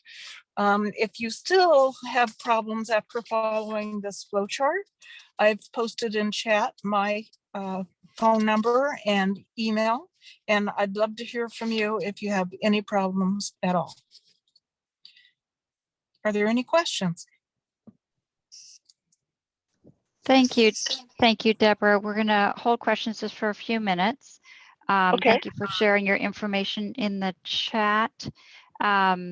And again, all of these slides will be shared. The last slide that was shared with fee for service has great information on it. And just a reminder on their Department of Healthcare Services, who funds the Medi-Cal dental program, they need to hear from you if you're not being able to find the resources. That number is vital. If they say they're not hearing from families, then they think everything is good. So all of you in chat, we want to hear from you. We want to help find resources for your loved one to get the care they need. And if you can't, then we need to all work together to continue to advocate and have your voices heard. So thank you. Now I'd like to introduce Kelsey Rainey. She's again going to talk about the role of the Regional Center in supporting your access to oral health. Kelsey, are you still there? You are. I am still there, here. Yeah. Did you cover that already? I did cover that. Yeah. All good then. Sorry about that. No, that's fine. And we'll be sharing your slides as well. I and could do it again. No, no, I'm just kidding. I think we're good. We're good. Thank you. Chris, are you ready? There you are. Okay, let me share the screen and share your PowerPoint. Just a second. Thank you.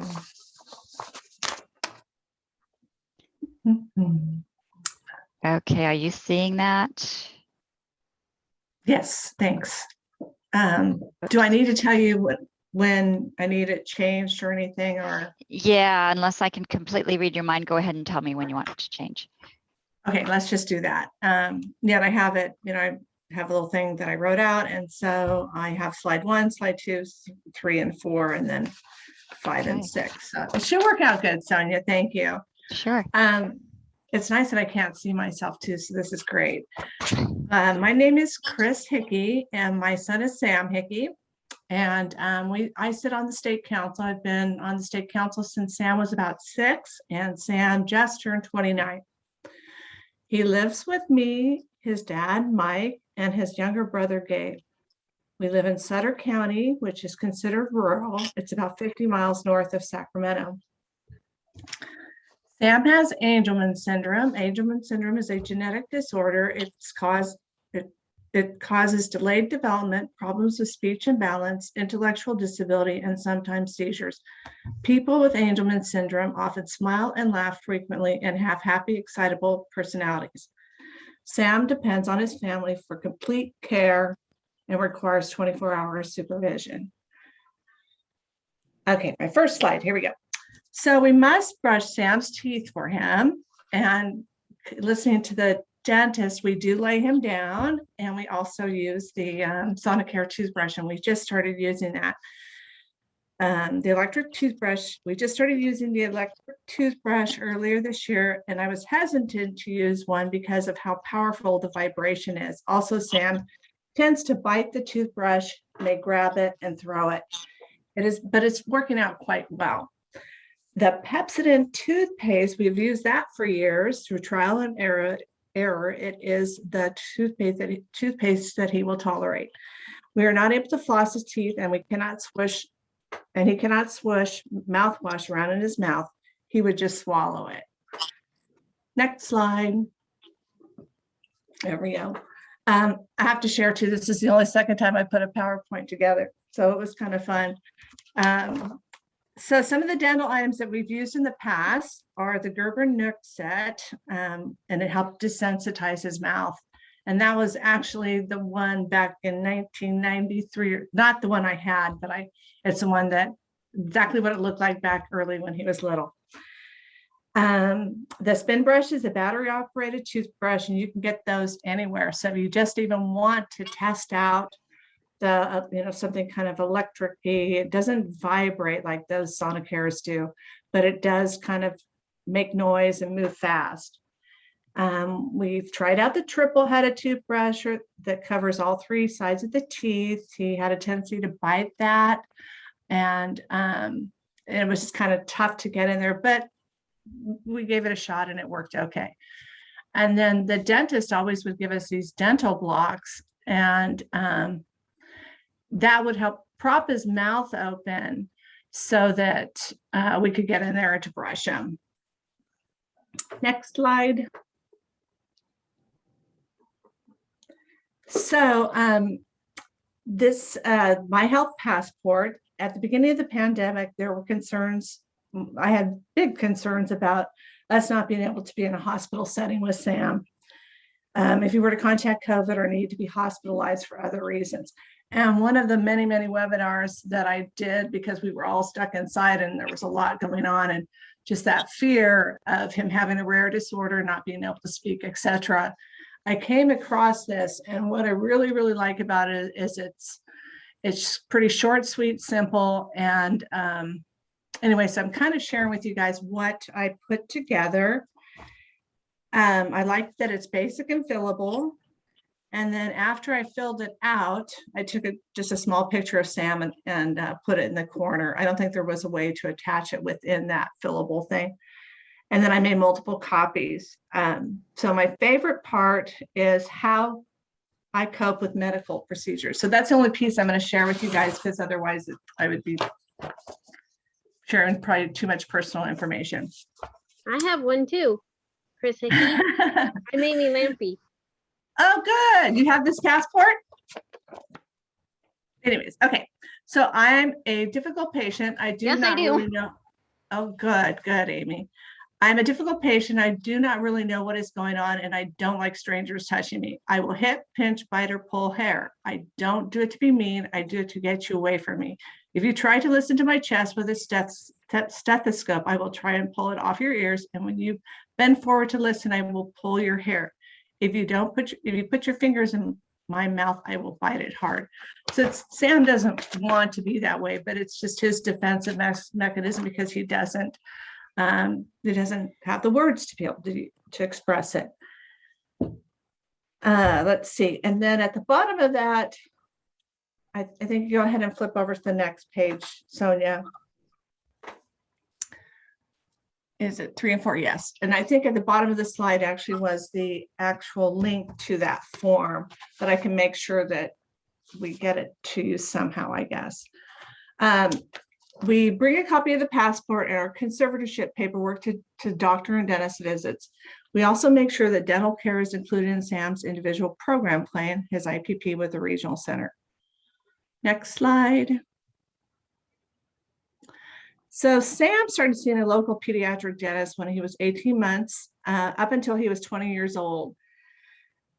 And he was local. When he was little, the dentist would have Sam sit on my lap and have Sam go upside down, which made him laugh, and the dentist would be able to see inside his mouth. That's about as far as we could get the first couple of years of going to the dentist. But I did with him like I did with my other kids, and we would go every 6 months. And plus the dentist and the hygienist and everybody got to know him.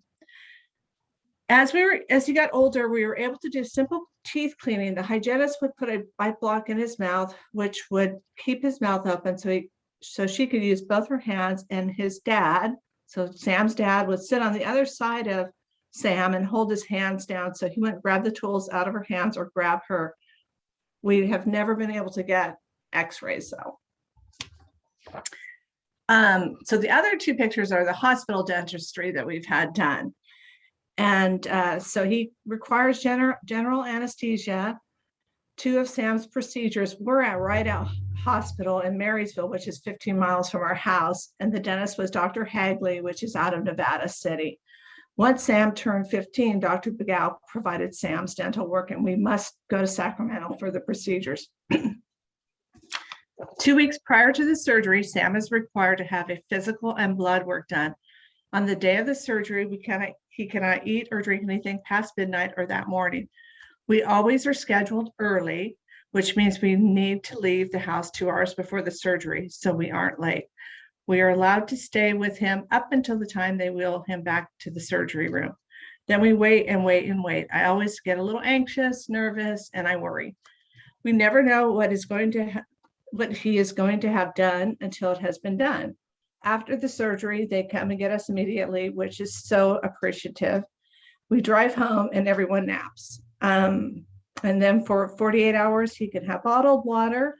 For 24 hours, there is no brushing of his teeth, and he can only eat soft, cool foods. His last surgery was October 1st, 2020, and he should be seen every 18 months to 2 years.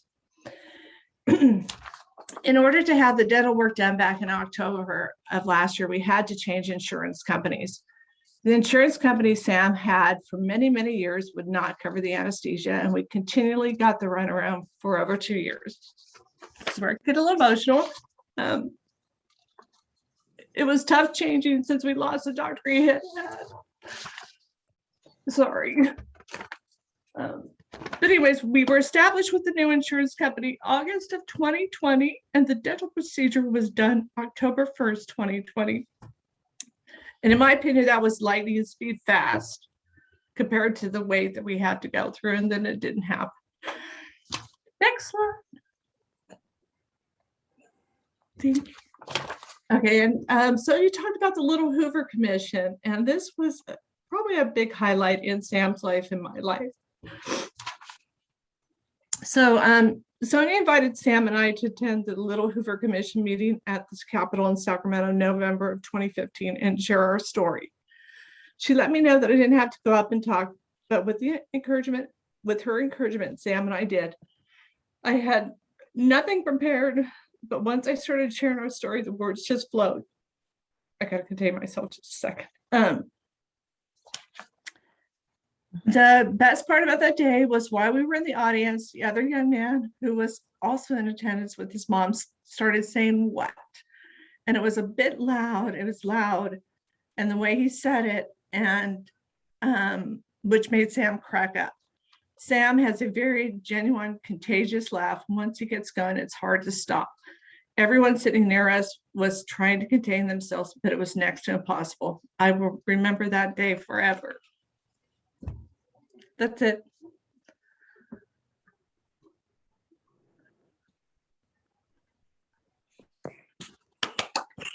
Thank you so much, Chris. Yeah. It can be hard. Donnell is there. She's here today as well. And it can be really hard to speak. I mean, most of us get butterflies, and to share your personal story and bring Sam and DJ and share the challenges. It takes a lot of courage, and we thank you, because the two of you speaking up are making a difference. And you also spend a lot of time coming to meetings and volunteering your time, and it's tremendous. So thank you. Well, and I felt like I needed yeah. to keep it positive. So yeah, but then there's just that piece that, you know, kind of drives into you. So thank you for, thanks. Yeah, absolutely. And thank you. We know it's emotional, and it's painful when our loved ones are in pain and not getting the treatment and care they need. I am going to quickly share a poll, and then we are opening it up for questions and answers. So I'm going to launch it here. It'll be 2 questions.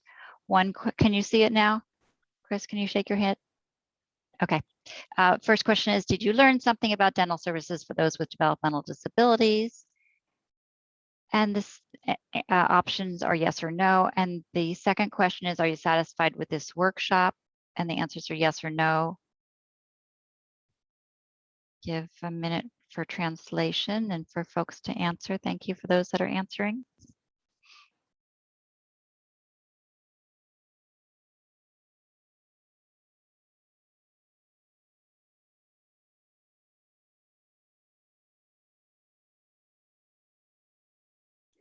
Says it disappeared, but it looks like it's still there. Can you still see it? No? Okay. I'm relaunching it or continuing it. Can you see it again? Okay.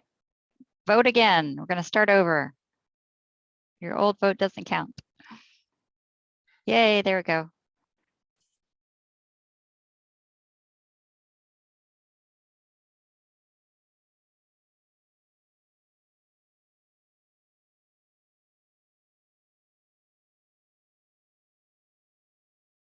Okay, just a couple more seconds.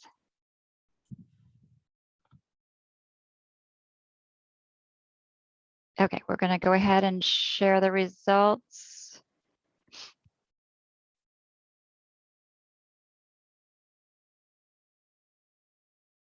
And stop sharing. Okay, we all back? Okay, I haven't been able to see the chat for a while when I was showing my screen, so I want to open it up to Robin. Do you have a few questions? You've been monitoring the chat that you can go ahead and ask. We can also feel free to just raise your hand if you know the raise hand feature down on the reactions, and we can call on you. We want this to be open discussion. We're not controlling it just from the chat. So if you'd like to speak, feel free to. I see Deborah has her hand raised. Let me just go ahead, let Robin ask one question she sees in the chat, and then we'll go to Deborah Hayes.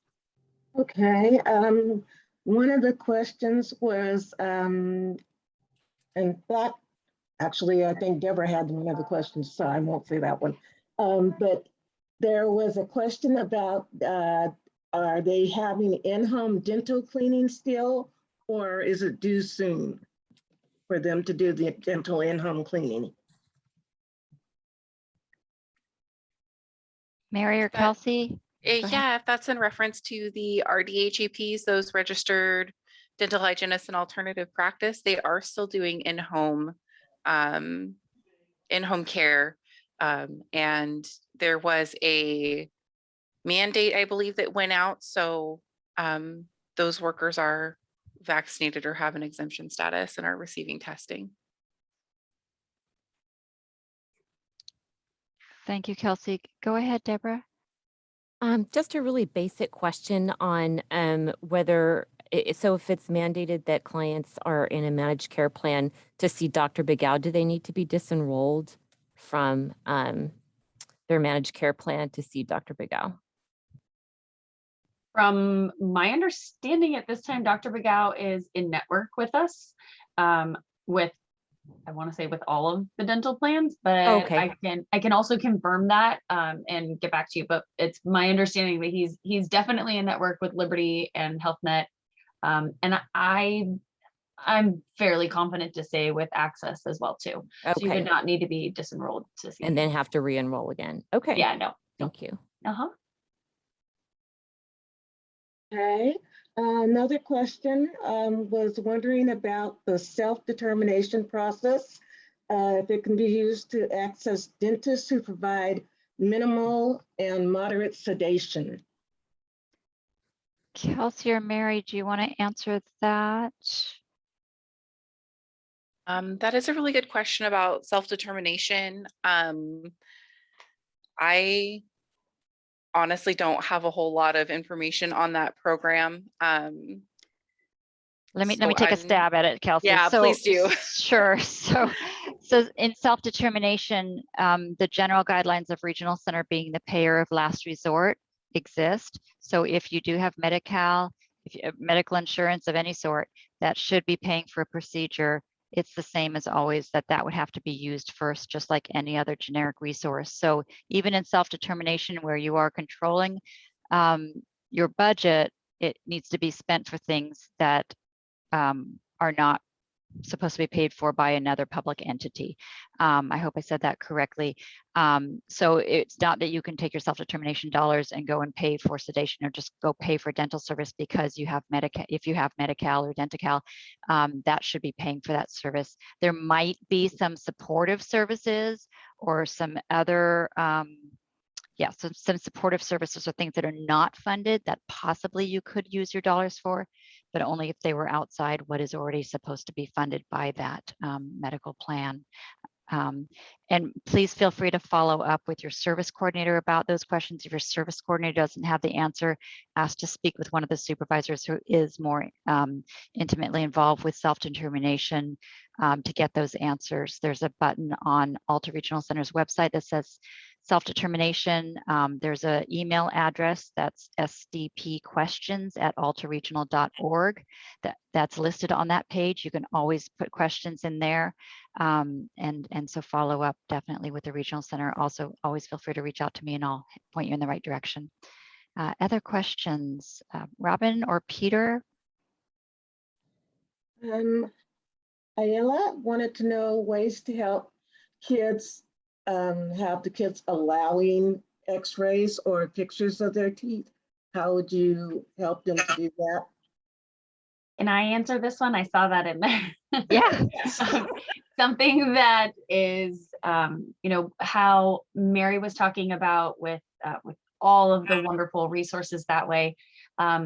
Something that you can do over time that I have found it's worked with two little ones that I know that are both on the autism spectrum.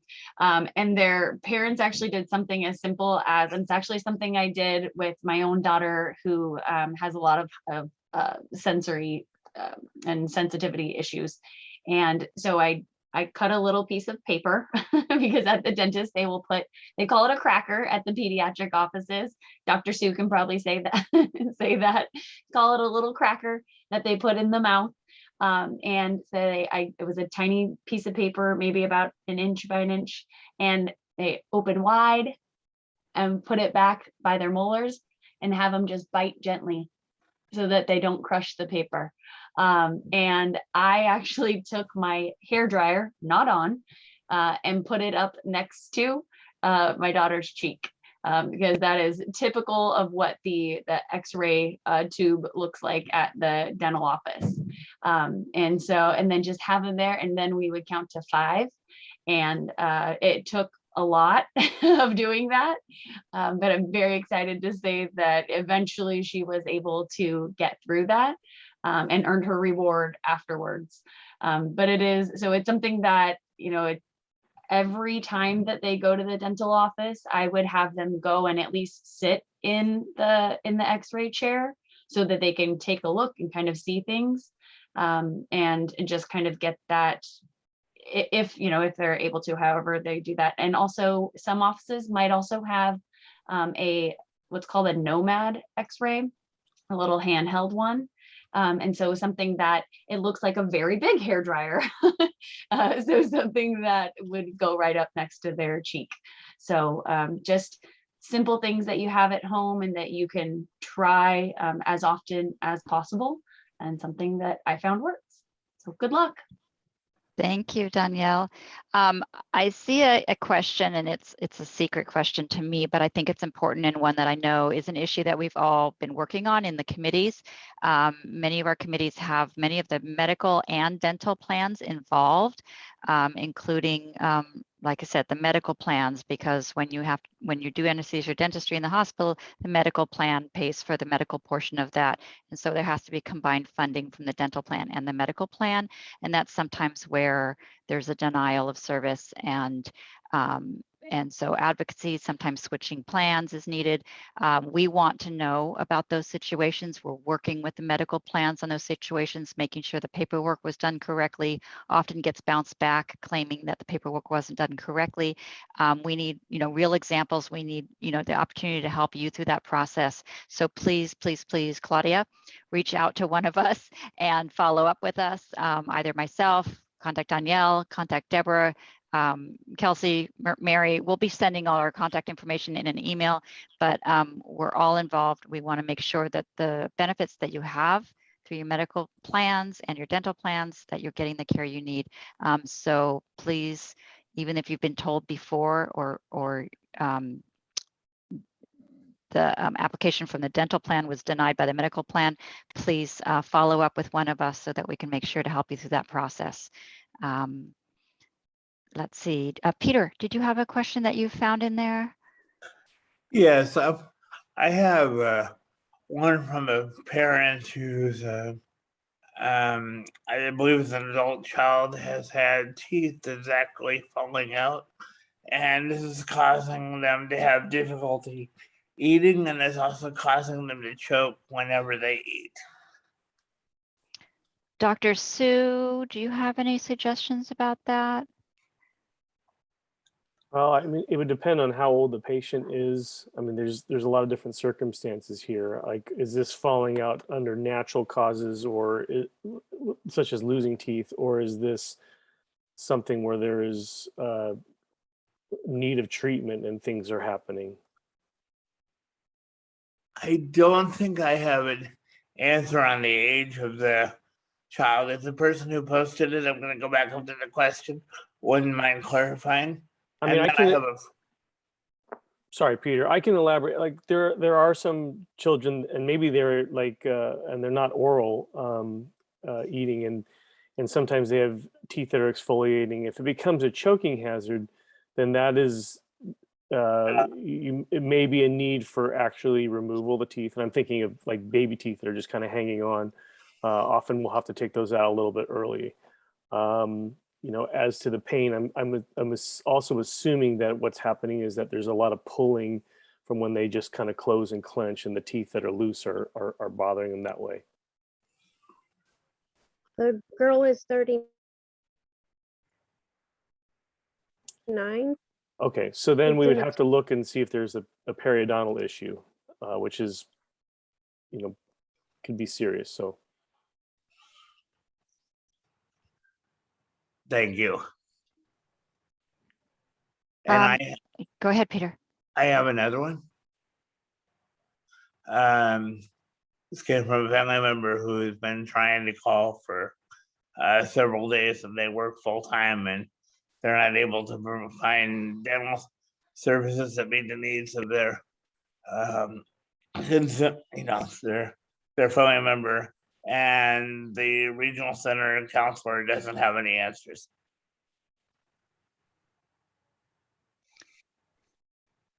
So that's why we're here. And again, we have people on this call who can help to work through those issues. Each person's situation is different. Again, you have Danielle's email address. She can help figure out what plan you're on, sometimes point you in the right direction. Sometimes Danielle and Deborah and others have better access to the medical information than the service coordinator may have. So in some cases, that's why we're all working together on this. Everybody's situation is different, what county they're in, what plan they're on. So again, Danielle has been generous enough to share her email. Anyone is welcome to, anybody can contact Danielle and she will work constantly to help everyone at least figure out the right direction. And we've all worked until we can make sure each person gets the care that they need. So please don't give up. I know you can't give up. So that's why we're here. Looking for specific, so there was a question, how do you get fee for service dental? I'm confused. What's the difference? Danielle, or Yeah. Are you able to explain that again? Of course. Yes. So in Sacramento County, you are automatically enrolled into dental managed care. And so you can switch out of dental managed care. You would do that by contacting the healthcare options phone number that is on there. And then from there, when you are in the fee for service program, then you would go about the flow chart that Deborah shared of calling around and finding a dentist that takes Medi-Cal, Medi-Cal fee for service. If you want to stay in Sacramento County, if you want to stay in the dental managed care plan, then you would just find out which dental plan that you're assigned to and then call us and we can help you with those appointments and authorizations and changing a dental office if you don't like it, helping you find another one that's maybe closer to you, maybe not so much as far as a drive, or helping you get to a pediatric office as well. And so that's how it in Sacramento County, but in all of the other counties, people are automatically enrolled into the fee for service program. Yes, and Danielle, I also added that into the chat. And I just wanted to know from the mom who posed that question, did we answer your question for you? Oh, I actually just saw, I think Nancy, it might have been you that answered that. And if your son has Liberty, if you can email me or put your email address in there, I will email you right now. And to get that information, because I can help expedite that and we can get you to a pediatric dentist tomorrow if you're able to. So there it is. Awesome. She shared it there. Perfect. I'll email you right now. Great. I think the Yeah, person that ahead, I was wondering, I was trying to ask, see if she got satisfaction, was Alejandra. She's way back in the chat. I'm just trying to see if she's still on the call. If Alejandra, if you're on the call, I see her. Feel free to put a question in or let us know if the question's been answered.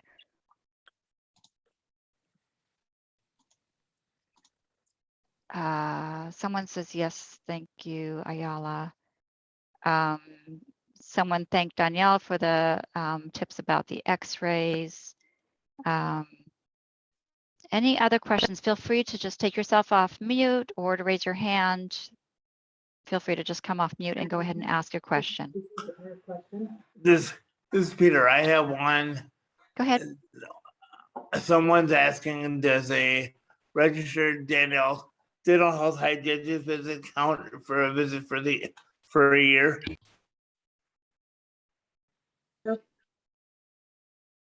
Danielle, do you know that one?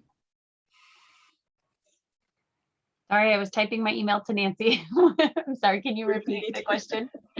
Yes, does a appointment with a registered dental health hygienist count for a dental visit for a year? Does that count as a yearly dental visit? If it is a registered dental hygienist with a alternative practice license, and Dr. Glassman could probably answer this better than I could. Yeah, no, the answer is no, it doesn't. Okay. Actually, well, it's complicated, but in the fee-for-service system, you don't get paid for a visit, you get paid for procedures. So the hygienist doesn't do the examination, only the dentist does that. So if the hygienist does some preventive procedures, that doesn't prevent you from also seeing a dentist and having an examination. Thank you both.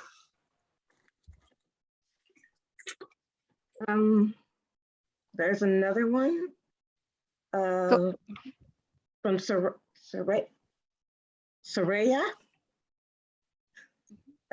She says, can Alter Regional coordinate sending RD-HAP to the CDC preschool?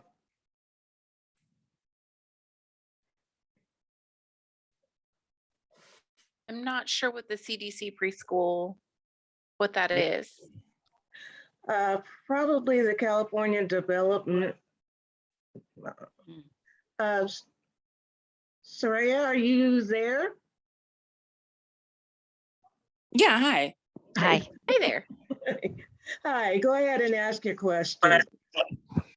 So I had posted earlier that they have the speech therapy, they have the occupational therapy, and they meet with the children at the CDC preschool for their visits. And I was wondering if that's something with the RDHAP, if that's something where they'd be able to go to the preschool and maybe do like demonstrations with the children to like teach them about the toothbrushing or anything like that, because that's something that I've been trying to ask about with like the ABA programs, just to kind of like help desensitize as far as like dental hygiene goes. Yeah, that's a great question. We did have actually Danielle and Sonia went out to some of our adult day programs when they were open pre-COVID time, and do demonstrations and oral health preventative measures and teeth brushing and things like that. So I think as we prepare to get ready to do stuff like that again, that may be a great thing for us to look at and target. Yeah, and in particular, in my son's case, he's 3 now. He's he hates it. He hates the toothbrushing. But if he sees other children, like my girlfriend's kids doing it, then he'll do it. So I was such like a great wondering, point. Yeah. yeah, if they could do that at like the ABA or the preschool or anywhere where the kids are all together, I feel like he would be more desensitized and he'd be more willing to do it. Soraya, what area are you in? El Dorado County. Okay. There are, and Kathy with the Sacramento District Dental Society would actually know of people in that area, but yeah, they're definitely, and I serve obviously Sacramento County, but and I'm not a hygienist, but I would love to go in and do, education, little things with them, and when everything's back in, up and running. But we definitely have people that are up in that area, and I for sure know of at least one RDHAP, and obviously Dr. Glassman. It's far more connected to these folks than I am, but I think that's a very feasible ask to do, and I think that's a wonderful idea. And I also love that that if your son sees other kids doing it, that he would do it. Yeah. And there are a lot of dental services and demonstrations and activities and puppet shows and things that do happen. From the plans have staff who go into do outreach in the schools, and we always do ask, are you serving children with special needs? Are they getting access to these programs that are happening? And we're told yes. And so if your experience is that your son's not having access to that, might be something to talk to the administrators and ask if there are dental programs that are coming into the school, and a reminder that you want all of the children to have access to that. If that's an issue, then reach out to one of us, and we can follow up on the other side of things.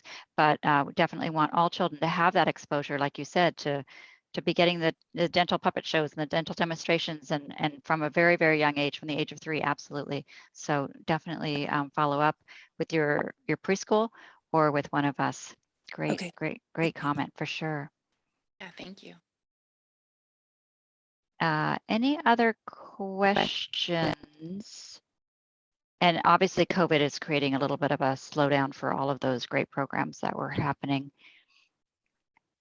Any other questions? Feel free to unmute. Okay. Well, it's Can 6. I speak with Chris Hickey later? Amy Lampy? Hi, Amy. Do you want Chris to contact you later? Yeah. Okay, sounds great. Well, thank you again, everyone, for joining us. We really too. Okay, We really appreciate it. This is the second of our quarterly dental workshops, oral healthcare workshops. We know there's lots of work to do. We're all committed to doing it. We want to hear from you. We appreciate you being here and taking the time. Please feel free to reach out to any of us. We look for an email from me. We'll send you links to the information, some of the contact email addresses, floss, floss, floss, brush, brush, brush. Thank you, Dr. Sue, for joining us, Dr. Glassman, and all of our other speakers. We really appreciate it. And all of you, parents and caregivers, for attending and sharing your questions. Thanks again and have a great evening. Thank you, Sonia. Bye. Thank you, Sonia. Thank you, everyone. Bye, everyone. Have a great evening. Bye. You too.